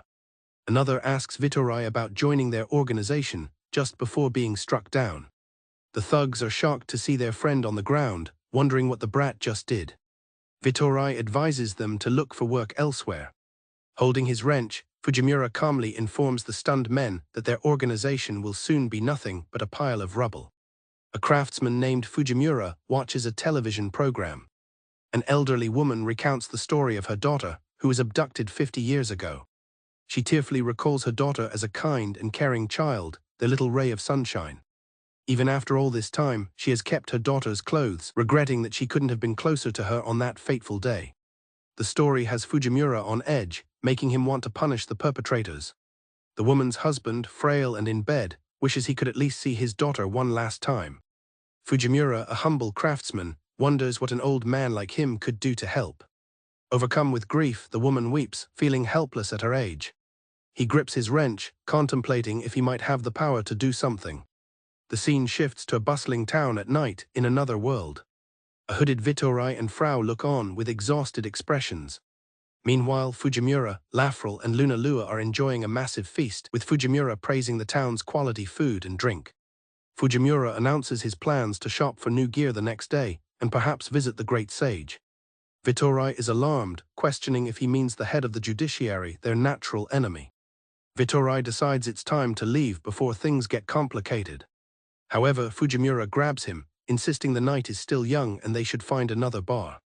Vitorai tries to excuse himself, claiming it's time for him to sleep. Fujimura forcefully insists he stay, declaring that the drinks are on him.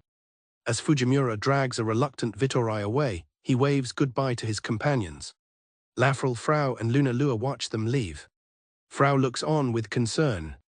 As they walk through the city, Vitorai asks where they are going. He suggests his sister's workplace as a potential destination.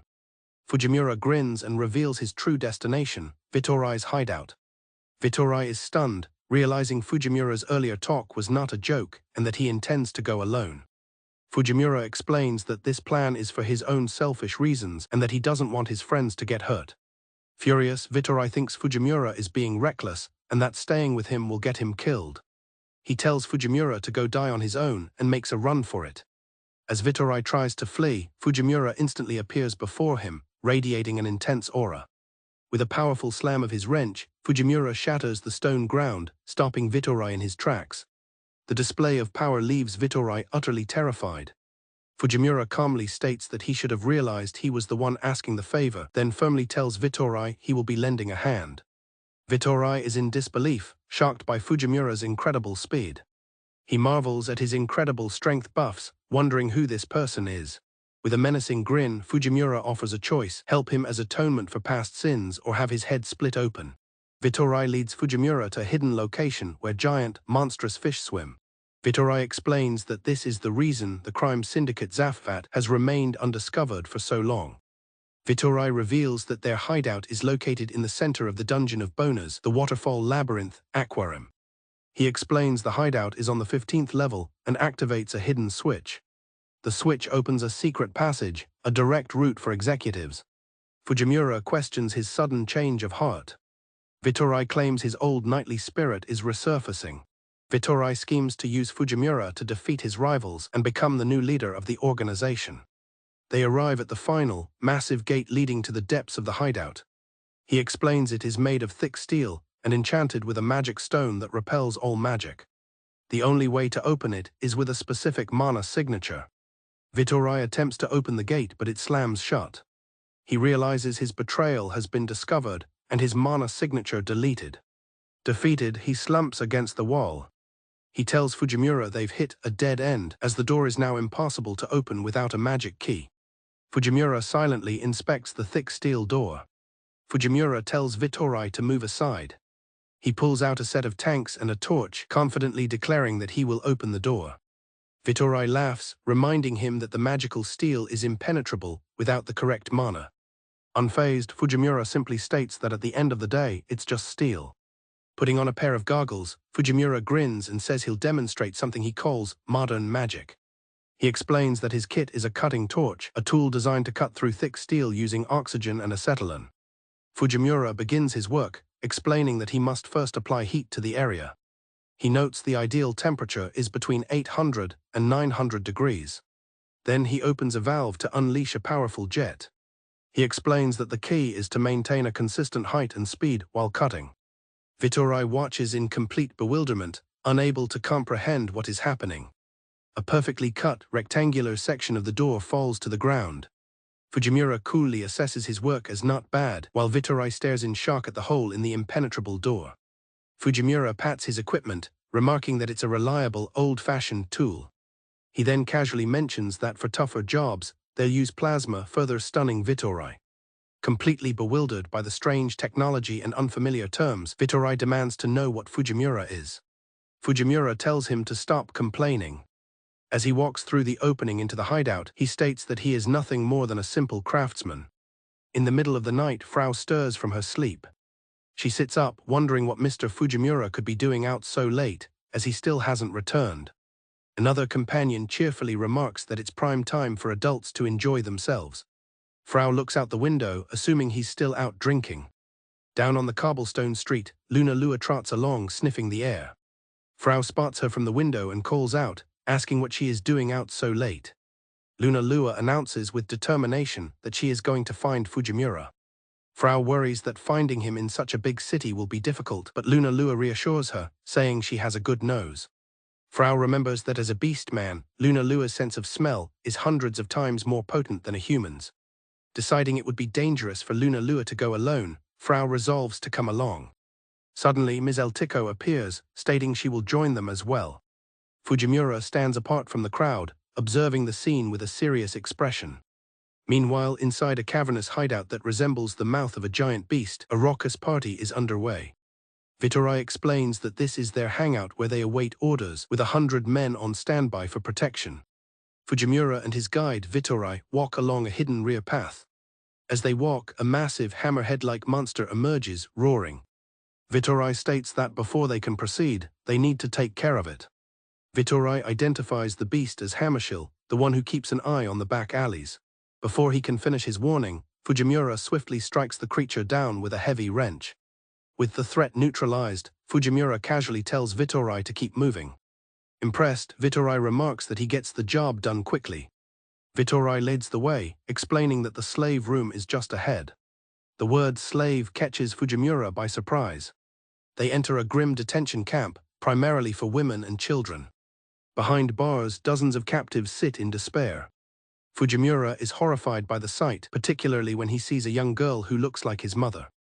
The girl weakly calls for her mama. Vittorai complains about the stench, callously remarking that personal hygiene is difficult when one is about to be sold off. Unfazed, Fujimura announces he's breaking in. He pulls out a reciprocating saw and declares his intention to free every last one of them. He then tosses a hacksaw to Vittorai, telling him to lend a hand. Vittorai is incredulous at the sudden turn of events. Elsewhere, Lunalu and Frau have tracked the scent to a large rock formation. Frau wonders if there's a hidden device to get inside. A large horned man appears above them. He asks what two young ladies are up to at this ungodly hour, noting that it's a suspicious sight. Frau nervously explains that they are just looking for someone. The man, Bischa, correctly guesses they wandered into his hidden store. He presses a section of the rock, revealing a secret entrance. Introducing himself as a clerk, he invites them in to show them around. He warns them to stick close so they don't get lost in the funky layout. Back in the detention camp, Fujimura has successfully freed all the prisoners, while Bischa's voiceover remarks that the ladies will have fun here. The freed women gather around Vittorai, thanking him profusely. Vittorai then tells Fujimura that the next target is the big boss, Maledic. He points the freed women towards a simple path that will lead them out. Fujimura tosses a heavy bag of gold to Vittorai. Vittorai is surprised by the generous amount. Fujimura explains it's a parting gift and thanks for his help so far, insisting he'll handle the rest himself. He tells Vittorai to take the people, get out of Dodge, and quit being a bad guy. Vittorai asks if Fujimura is truly serious about going it alone, questioning if the possibility of losing has occurred to him. Fujimura acknowledges that he might not win. However, he adds with a determined grin, the sting of regret from running away would hurt far more than losing. Moved by his resolve, Vittorai offers one last piece of advice, warning Fujimura about another dangerous individual just as crazy as Maledic.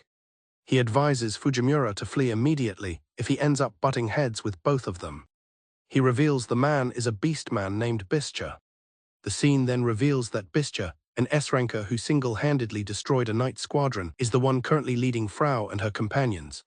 In a desolate landscape, Fujimura stands before a towering, cloaked figure. Elsewhere, a sinister voice from a dark throne beckons him forward, expressing impatience. The figure on the throne, shrouded in shadow but for a wide, menacing grin, urges him to hurry. Having freed the slaves, Vittorai tells the group of women that they are now free to go wherever they please. One of the freed women asks where he is going. Vittorai reveals his ambition to become the head of the organization, stating he must go back to witness the outcome of the events unfolding inside. As he descends a long staircase, Vittorai reflects on his situation. He accepts that his betrayal is known, making his ambition to become the leader impossible. Still, he decides to follow Fujimura, curious to see how far his idealism will take him, believing it's a better alternative than facing defeat alone. He stands before a massive, skull-emblazoned door, resolute in his decision. Fujimura arrives at the same massive door, recognizing it as the entrance to Maledic's chamber. He marvels at its size and assumes it requires mana to open. To his surprise, the heavy doors begin to rumble and part on their own, revealing a throne in the chamber beyond. Fujimura understands that Maledic has been waiting for him. Seated upon a grotesque throne of bone, the figure formally introduces himself as Maledic. Maledic grandly welcomes Fujimura to the heart of his domain.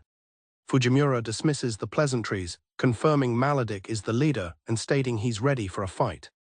Maledic laughs dismissively, wondering aloud what a single person thinks he can accomplish against him. Maledic expresses his intrigue, asking for Fujimura's identity and noting his impressive technical skills in bypassing the gate.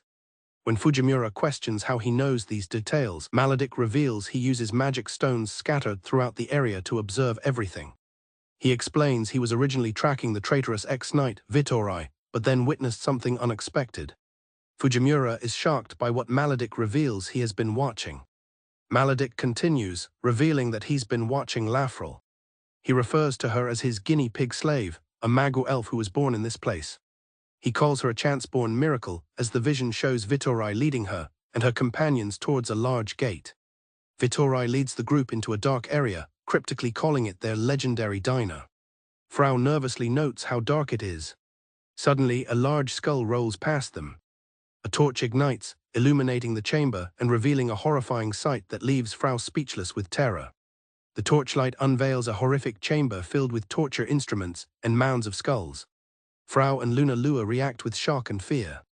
Lafrel observes the scene with a stoic expression. Bischa emerges from the shadows, welcoming the group to his diner, which he reveals is actually his torture room. He addresses one of the beastmen among them, marking their return and their misplaced faith. He cruelly reveals that he has already killed the friends who helped them escape, lifting a skeleton as proof. Bischa's words leave Luna Lua aghast. A memory surfaces of one of her friends promising a younger Luna Lua he would rescue her. The memory brings tears to her eyes in the present. Bischa, laughing maniacally, interrupts the moment by delivering a powerful blow to the beastman. With a cold expression, Lafrel prepares to retaliate. The beastman cries out in pain from Bischa's attack. She delivers a devastating kick that sends Bischa flying across the room. Frau can only watch, stunned by the sudden display of power. Fujimura watches the events unfold through Maledic's magical surveillance. He quietly observes, a determined look on his face. Maledic taunts him, remarking that his friends are in trouble and that an A-ranker is no match for an S-ranker like Bischa. Fujimura questions Maledic, sensing that Lafrel was once much stronger. Maledic confirms this, revealing his plan was to harness the elf's power to create the ultimate soldier. Because she was so threatening even in the womb, he placed a curse on her at birth. Fujimura understands that to restore her power, he must destroy the cursed vessel that binds it. Maledic challenges Fujimura, asking if he knows the method to release the Magu. He then presents a small, ornate box, revealing that to break the curse, Fujimura must first defeat the object it contains. Maledic explains it's an unbreakable magic stone, something no one has ever managed to destroy. As he looks at it, Fujimura realizes he has seen it before. In a flashback, a craftsman examines the same object, referring to it as magical metal. He is astonished by its perfect plane and the incredibly fine lettering, noting that such a level of precision is impossible with machinery alone and must be the work of human hands.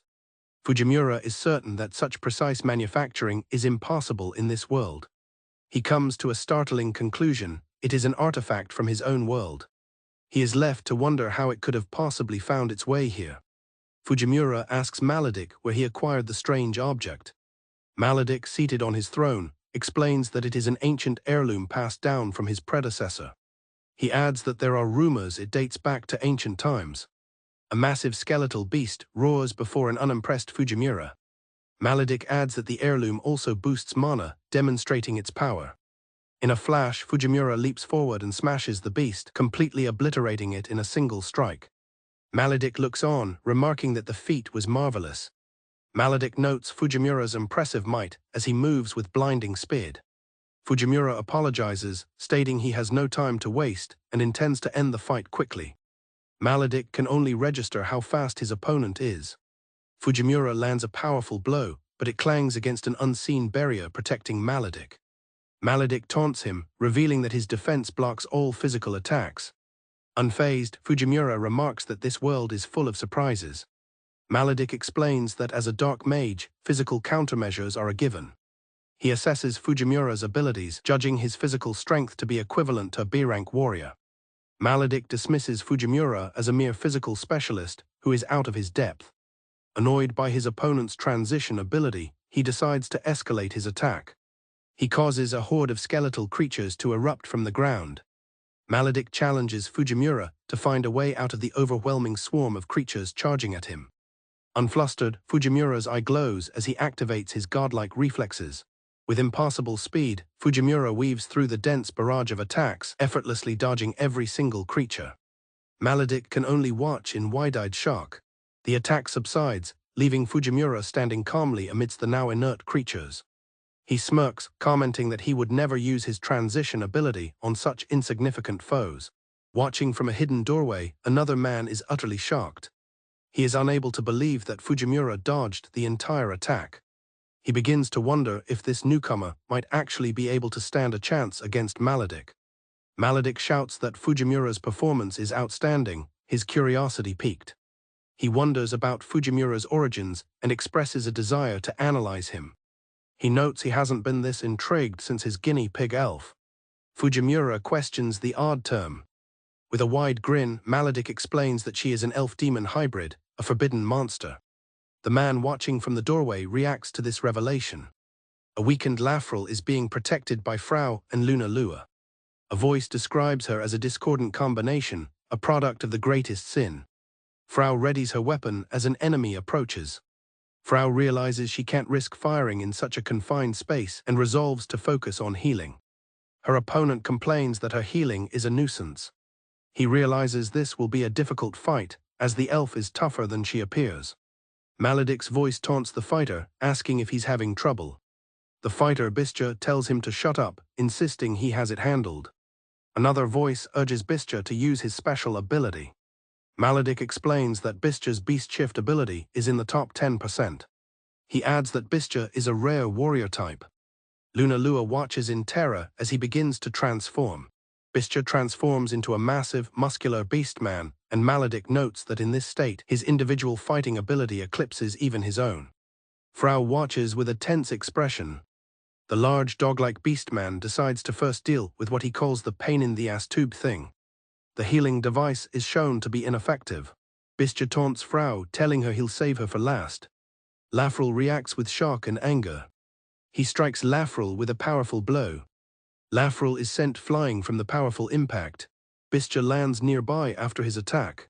Bischa watches them with a grimace. Frau rushes to Lafrel's side, crying out her name. Bischa asks Lafrel about her life after she fled this place. The dog-like beastman explains that her black hair stripped of mana is a great heresy to elves and assumes her life was miserable. Frau is shocked to learn that Lafrel was a slave. Lafrel understands that a flash of anger she had in the past was for this very reason. A man yells at Lafrel, telling her she doesn't stand a chance and should get out of there.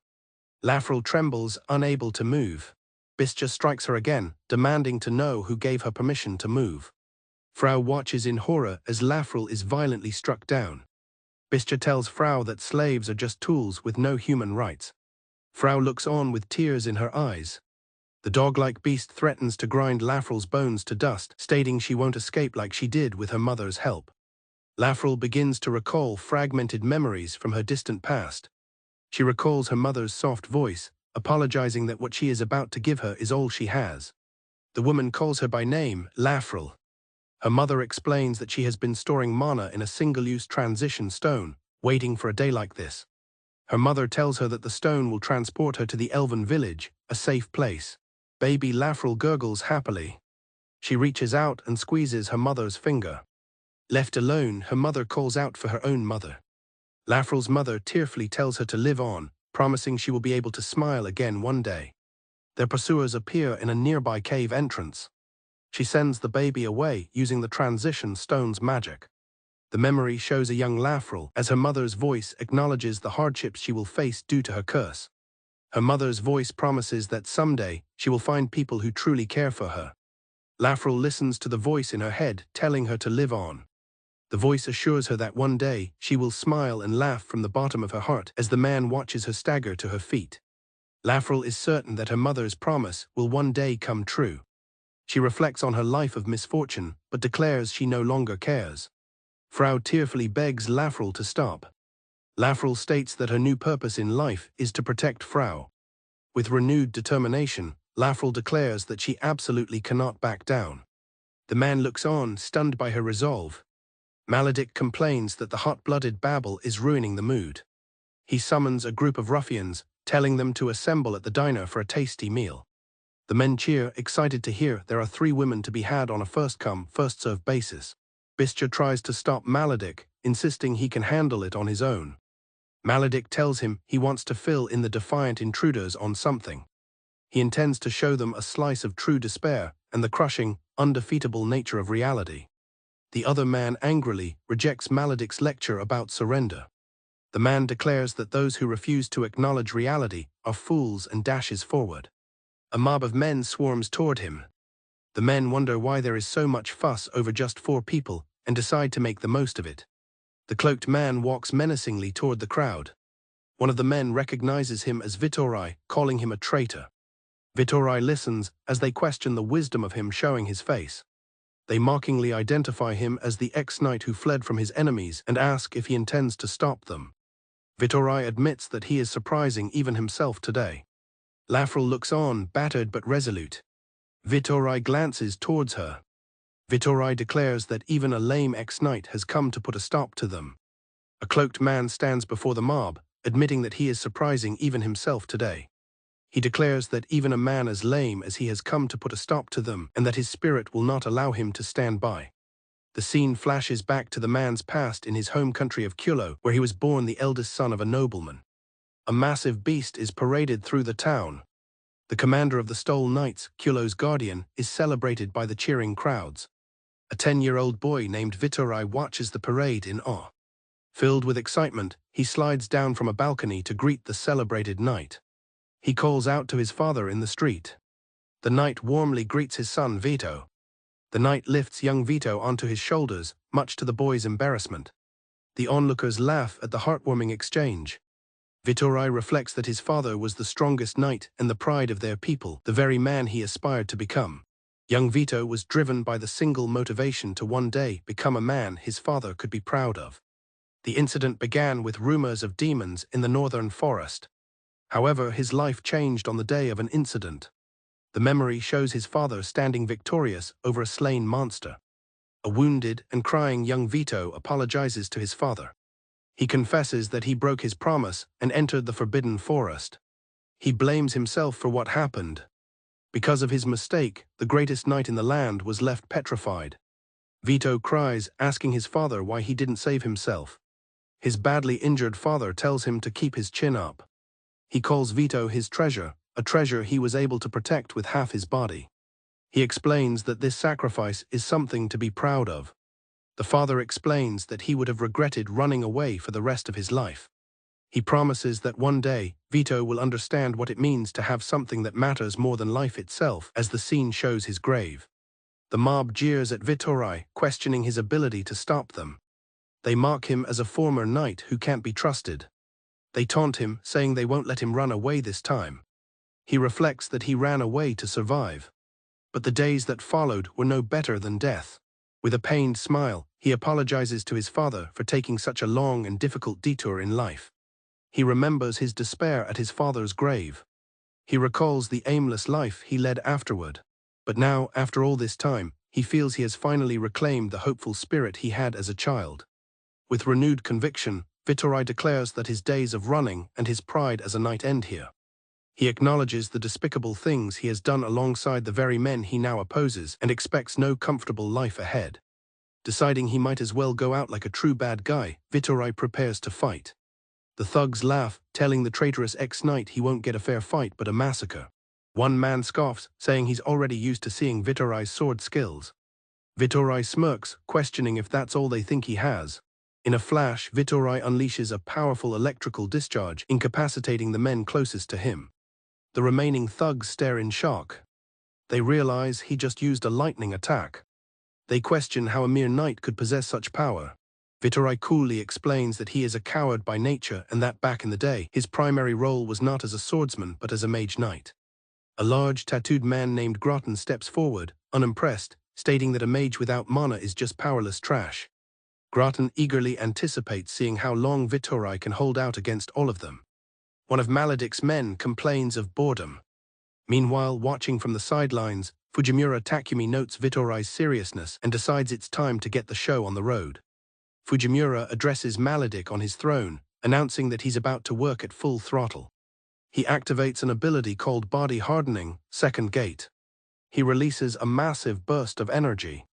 Maledic's subordinate is startled by the move. Fujimura remarks that this is a core at maximum output. Maledic's man questions what a core is. With his wrench resting on his shoulder, he declares that since he's on the clock, it's time to go all out. A man in a distinct mask taunts an unseen opponent, asking if they are finally getting serious. An order is given to take down Fujimura Takumi with full force. The masked man reveals that of the three groups present, it is Fujimura's eyes that he finds most infuriating.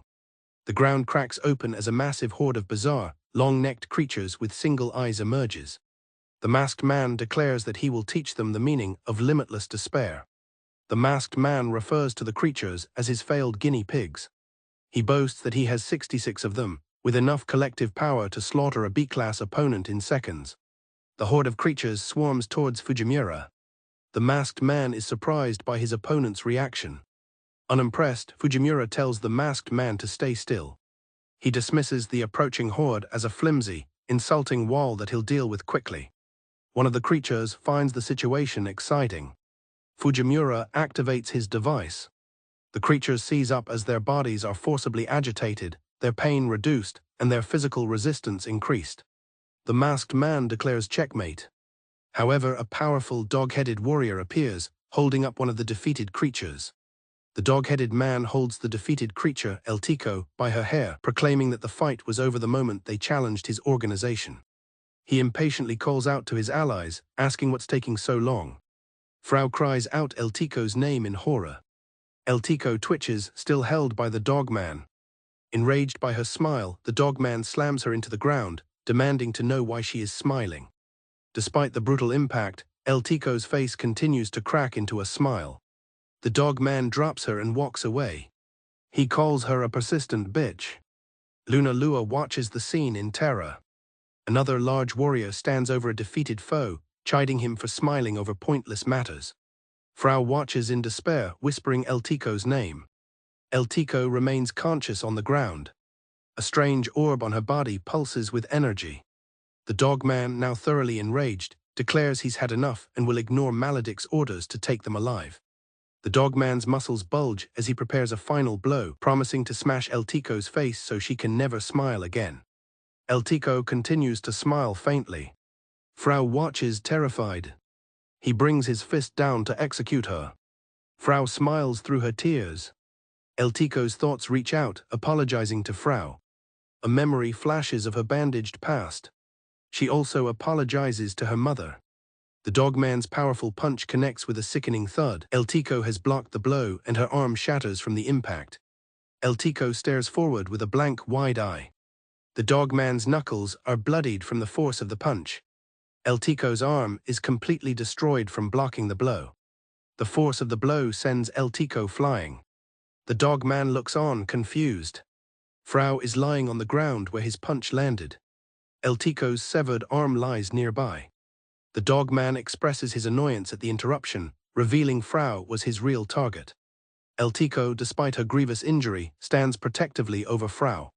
On the ground, Frau apologizes to Eltico for causing her so much pain for someone like herself. She reflects on all the happy and painful things Eltico must have gone through. Frau recalls seeing Eltico being mocked in the past. She remembers a sad, younger Eltico. Frau tells Eltico to rest easy, vowing that from now on she will be the one to protect her. A memory surfaces of someone telling Eltico to live on. The voice in the memory promised that someday people would care deeply for her. The dogman, infuriated, smashes Frau into the ground again. Eltico watches in shock. He screams in frustration, questioning the toughness of her arm and why she is still alive. Elsewhere, Maledic is startled as a device he holds begins to overheat. He wonders about the source of the intense heat. The dogman is surprised, asking what's happening. As the dogman pins Frau with his leg, she begins to shiver and glow with a strange energy. Eltico rises to her feet, surrounded by a furious aura, and commands him to take his leg off of Frau immediately. The dog-headed warrior, still pinning Frau, is confronted by an enraged figure. She demands he move his leg. A sudden, furious flash of power erupts from his new opponent. The warrior leaps back, startled by the sudden display of power. He is overwhelmed by the killing intent he suddenly feels. Elsewhere, a man holding a strange, glowing box is alarmed as the seal on it begins to react violently. The masked man Maledic struggles as the box overheats, exclaiming that it is getting too hot. Luna Lua watches in horror. He is shocked that someone could possess enough power to nearly break the seal. Maledic realizes his opponents are far more dangerous than he anticipated. Deciding he must act quickly, Maledic resolves to kill the source of the power surge before anything else goes wrong.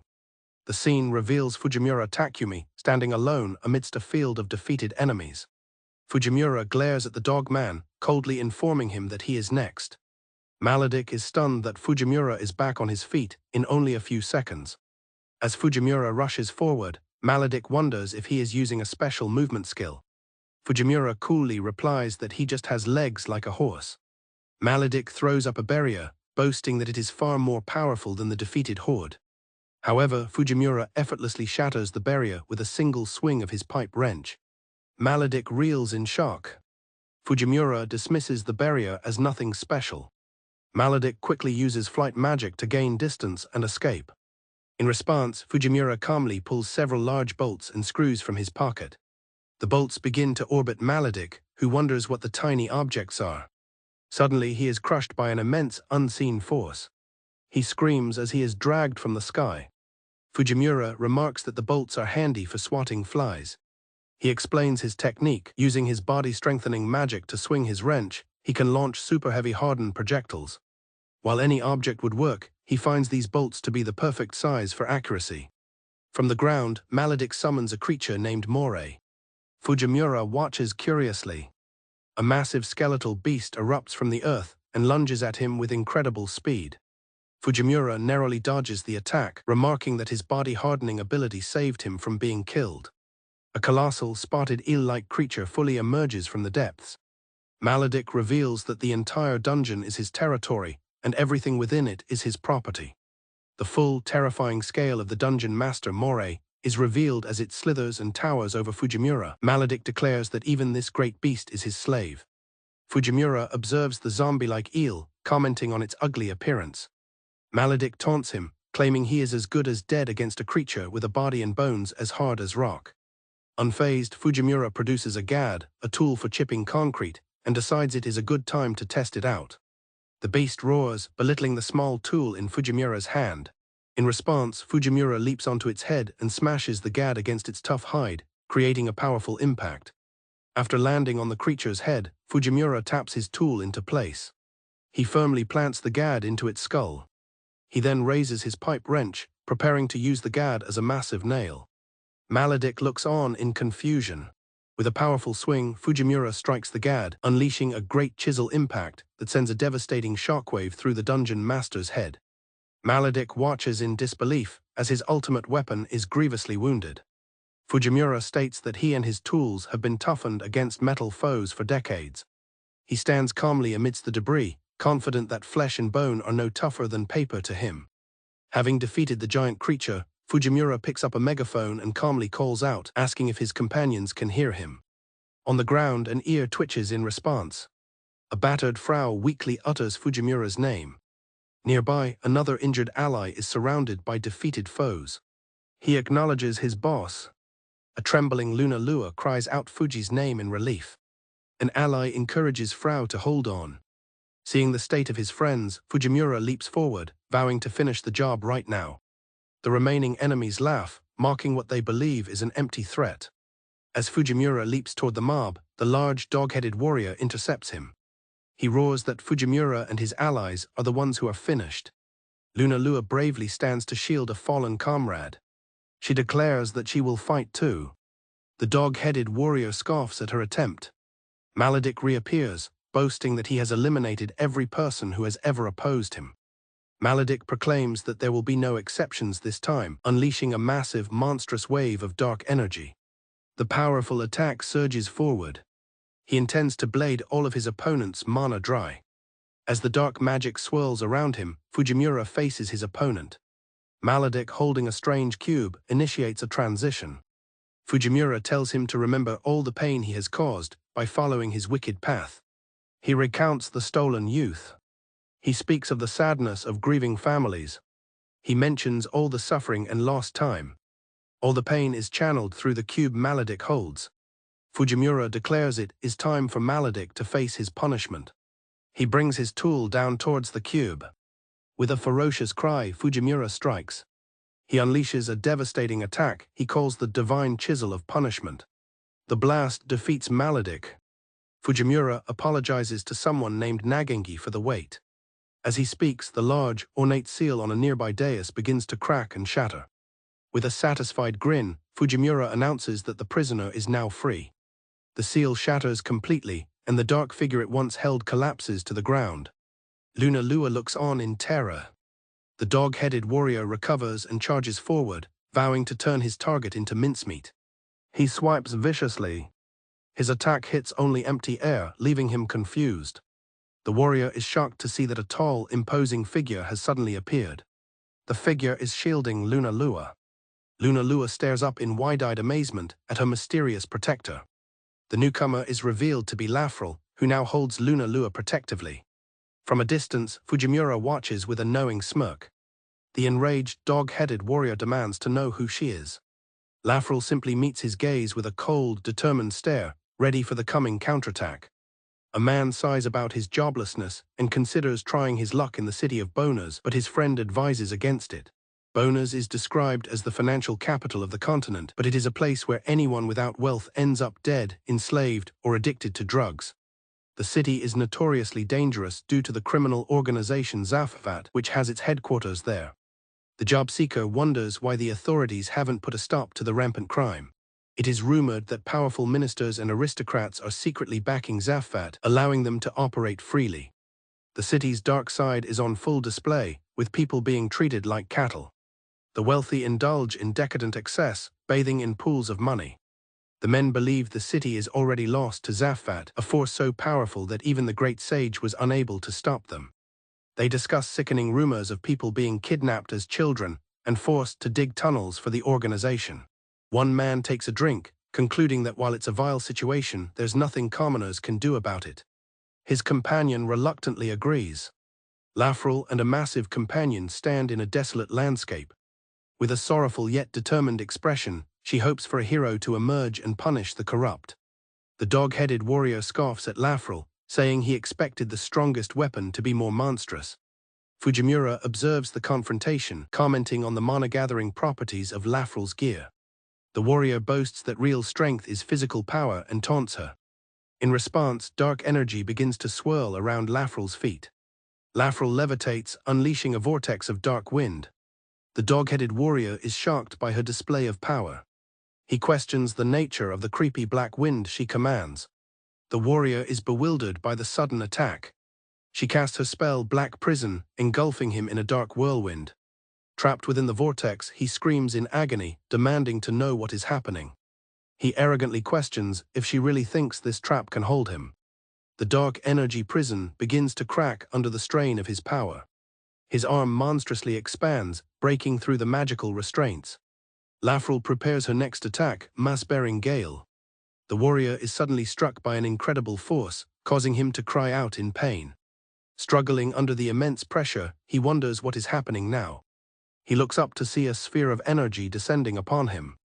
Lafrel floats down towards her enemy, her arms crossed with grim determination. Her eyes are closed, her focus absolute as she prepares to strike. Fujimura grins, urging her to unleash her full power. The winds coalesce around her, forming the armed Black Gale instant full armor. The warrior is stunned by her transformation.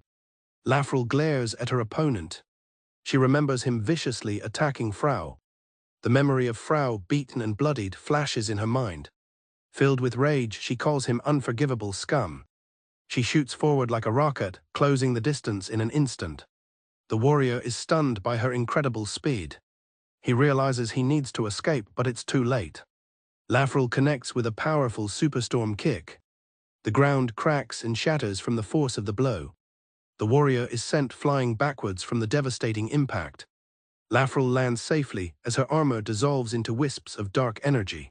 Using a megaphone, Fujimura calls out to the remaining Zafvat forces. He announces to the crowd of thugs that their leader and top warrior have been defeated. A Zafvat member is stunned by the news. A battered Frau looks on. Lunalua cries with relief. Fujimura taunts the remaining enemies, calling them a bunch of sore losers and stupid bastards. Fujimura taunts the remaining Zafvat members, calling them sore losers. The thugs are in disbelief, realizing their leaders have been defeated. A man observing the scene smirks and confirms their fears, stating that the victors are on their way. This causes the thugs to flee in terror. The wise man collapses against a wall, relieved that it is not his time to die yet.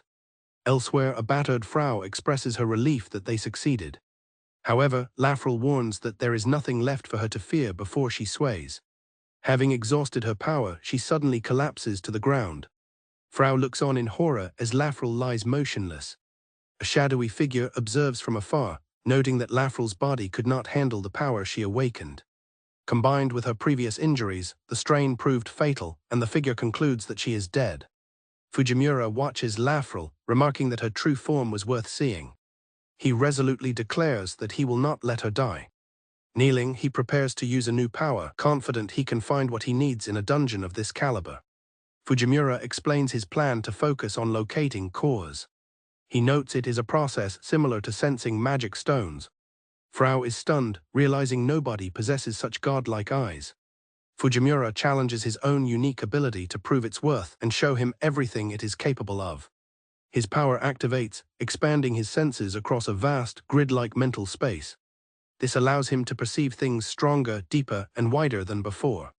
Using his Taoshigan, the Eye of Clairvoyance, Fujimura quickly locates his target. He declares that with the coordinates locked, he can proceed. He just needs to use his ring to transport himself there.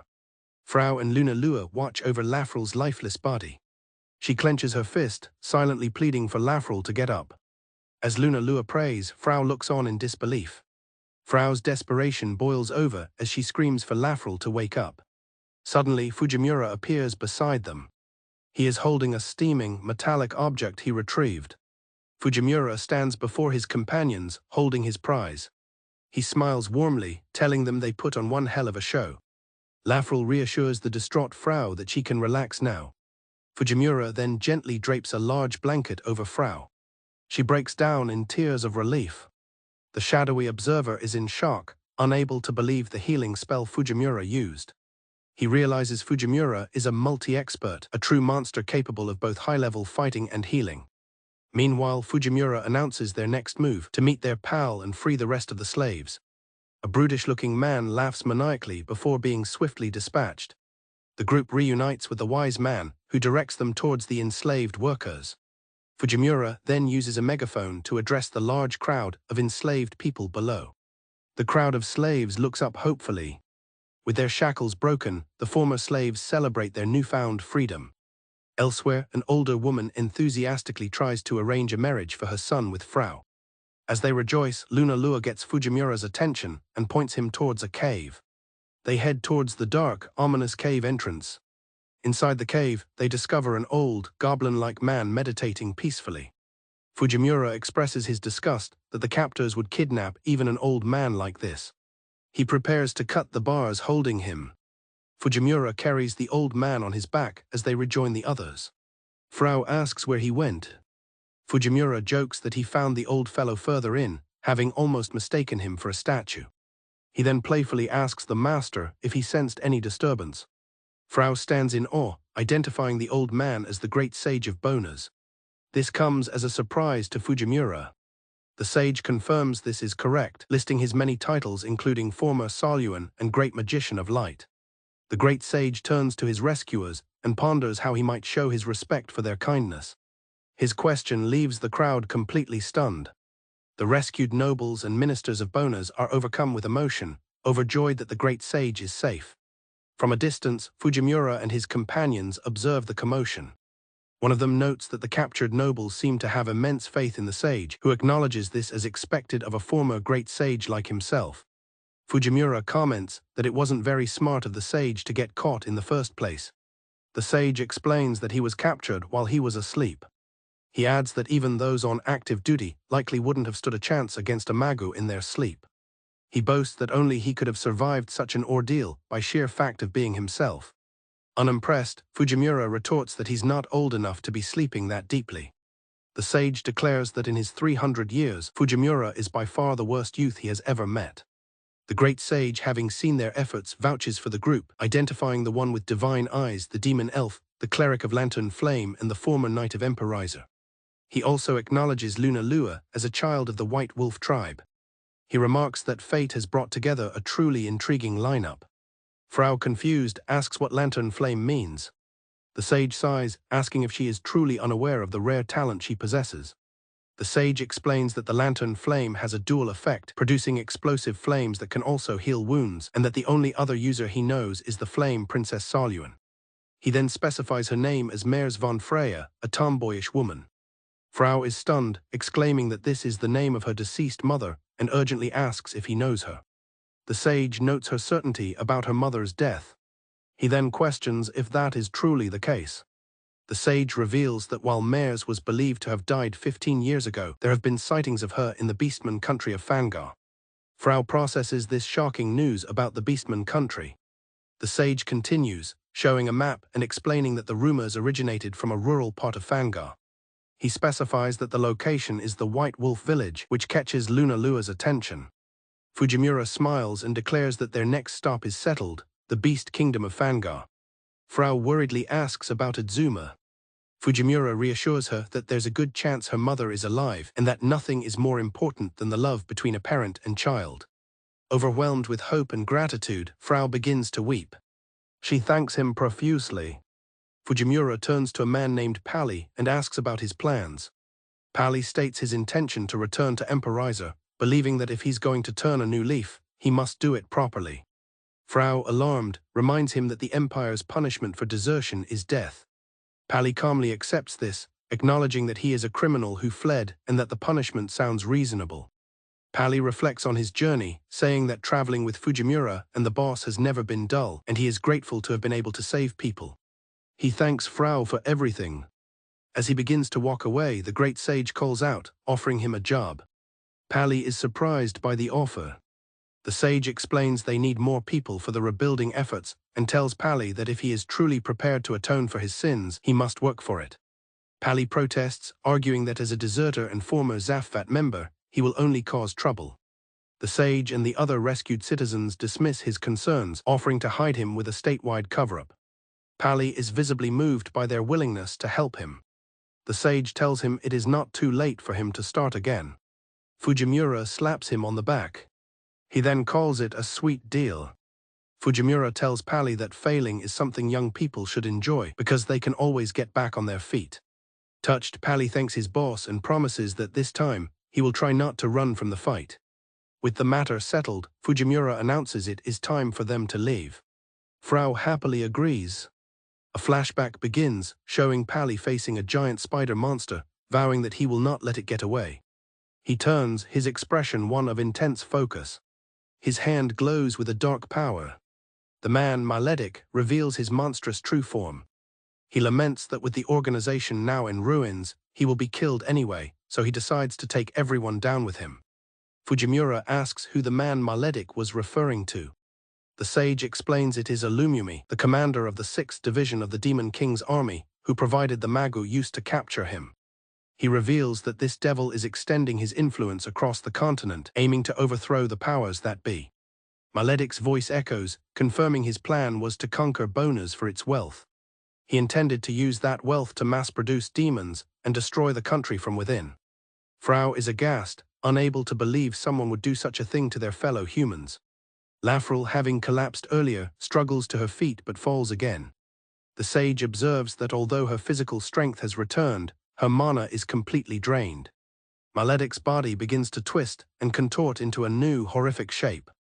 The sage grimly notes that someone backed into a corner would likely turn to forbidden arts, a dreadful power activated at the cost of the user's own life.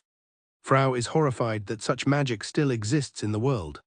Maledic calls forth skeletons from the arcane depths to come to him. The ground rumbles as countless skeletons claw their way to the surface. Maledic declares that with his life as their sustenance, he will bring everything to an end. Lafrel can only watch, calling him an insane bastard. The mass of bones converges into a single, terrifying form. The freed slaves watch in stunned silence. The countless corpses meld together, forming a gigantic, horrifying sphere in the sky, a corpse pressure bomb. Pali stares in disbelief at the enormous mass, comparing it to a giant meteorite. He realizes with horror that if the bomb falls on them, the entire labyrinth will be destroyed, sealing their fate. The massive corpse pressure bomb looms overhead, threatening to crush the entire labyrinth and everyone within it. Unfazed, the great sage prepares to intervene, noting that it has been some time since he's had to exert himself. The great sage casts light wall, battle formation, creating a massive barrier to stop the descending threat. Frau is stunned, exclaiming that he is taking on the entire mass all on his own. The sage smugly states that there is one thing they will never break, and that is his spirit. The sage's back suddenly gives out under the immense pressure. He admits that the spell uses a tremendous amount of mana, and he cannot hold out for much longer. Fujimura grabs Frau, telling her that at this range she can hit the target with everything she has. He tells her he will act as her right hand. Frau is flustered but thanks him for his support. The onlookers mock them, questioning what they could possibly do with such a tiny weapon. Fujimura calmly instructs the sage to get rid of the wall. The onlookers are horrified by his seemingly insane order. The sage complies, stating the wall wouldn't have held much longer and that he's willing to bet on Fujimura's confidence. Frau resolves to lend her power to the effort as well. Fujimura encourages her to show them the power of the one-armed hero. Feeling good about this shot, Fujimura tells her to let them have it. Frau agrees and fires her weapon. The attack, a devastating six-fold voidal sky, erupts in a series of massive explosions, completely obliterating the giant corpse pressure bomb and saving everyone from certain doom. Pali looks at the remains of their foe and admits there was no way he could have won. The group, consisting of Luna Lua, Frau and Lafrel, looks on, exhausted from the battle. Fujimura cheerfully notes that they all look worn out and will need rest and relaxation. The sage remarks that they were only able to survive because of Fujimura's intricate tool. Frau looks at Fujimura with gratitude. As representatives of Boners, the rescued citizens extend their heartfelt thanks and offer their support. Fujimura waves them off, saying he'd appreciate a meal the next time they're in town. He tells Pali that anyone with the guts to stand up to 100 people can do anything and that he expects great things from him. Pali is overcome with emotion. He remembers his former boss, Vito, telling him to go forth and follow his heart. The memory continues, with Vito calling him his treasure and expressing his belief in him. Crying, Pali swears to his new boss that he won't make the same mistakes again and will one day come to his aid. Fujimura suggests they head into town as he's feeling hungry. He suddenly lets out a cry of agony. Frau turns to him, concerned, asking if something is wrong. He stumbles towards the great sage. Looking horrified, he asks the sage if he has any idea what tobacco is. The great sage stares blankly. He calmly states that he has no idea. Fujimura frantically tries to explain it as dried leaves that you light to produce smoke. He complains about the sage's lack of knowledge, guessing that chronic back pain is the only qualification. The sage retorts that even if he did know, Fujimura would be the last person he would tell. Fujimura despairs, crying that this hope was the only thing keeping him going, scaring Frau with his intensity. The conversation shifts to light-hearted bickering about appearances. Lafrel recalls the words of a blindfolded elf. The memory is of being told to live on for both of their sakes. The elf expressed certainty that a day would come when Lafrel could smile from the bottom of her heart. Fujimura and Frau look on, surprised. Lafrel vows to live up to the wish put into the name she was given. Lafrel smiles, her name revealed to mean the smiling face. On that day, the world's largest criminal organization, Zafvat, was eliminated by just a single party of adventurers. Elsewhere, a mysterious figure watches the events unfold in a scrying orb. He declares the experiment a failure, calling humans a waste of life. His subordinate, a flying brain-like creature, addresses him as Lord Illumumi. Illumumi notes the impressive weapon used at the end and asks if his subordinate has heard of dwarves. The subordinate explains that dwarves were an ancient race of blacksmiths who angered the gods and went extinct, but all modern SS-class weapons are descended from their creations. He continues, mentioning hidden sacred weapons lost to time that are impossible to replicate and exceed even the SS class. Illumumi understands that the one who crafted them is the progenitor of the dwarves. Illumumi calls this figure the king among kings, the first to ever strike hammer to anvil. Back with the group, Fujimura muses that the legends refer to this being as something else. He concludes the name is the Grand Dwarf as the party walks towards their next adventure.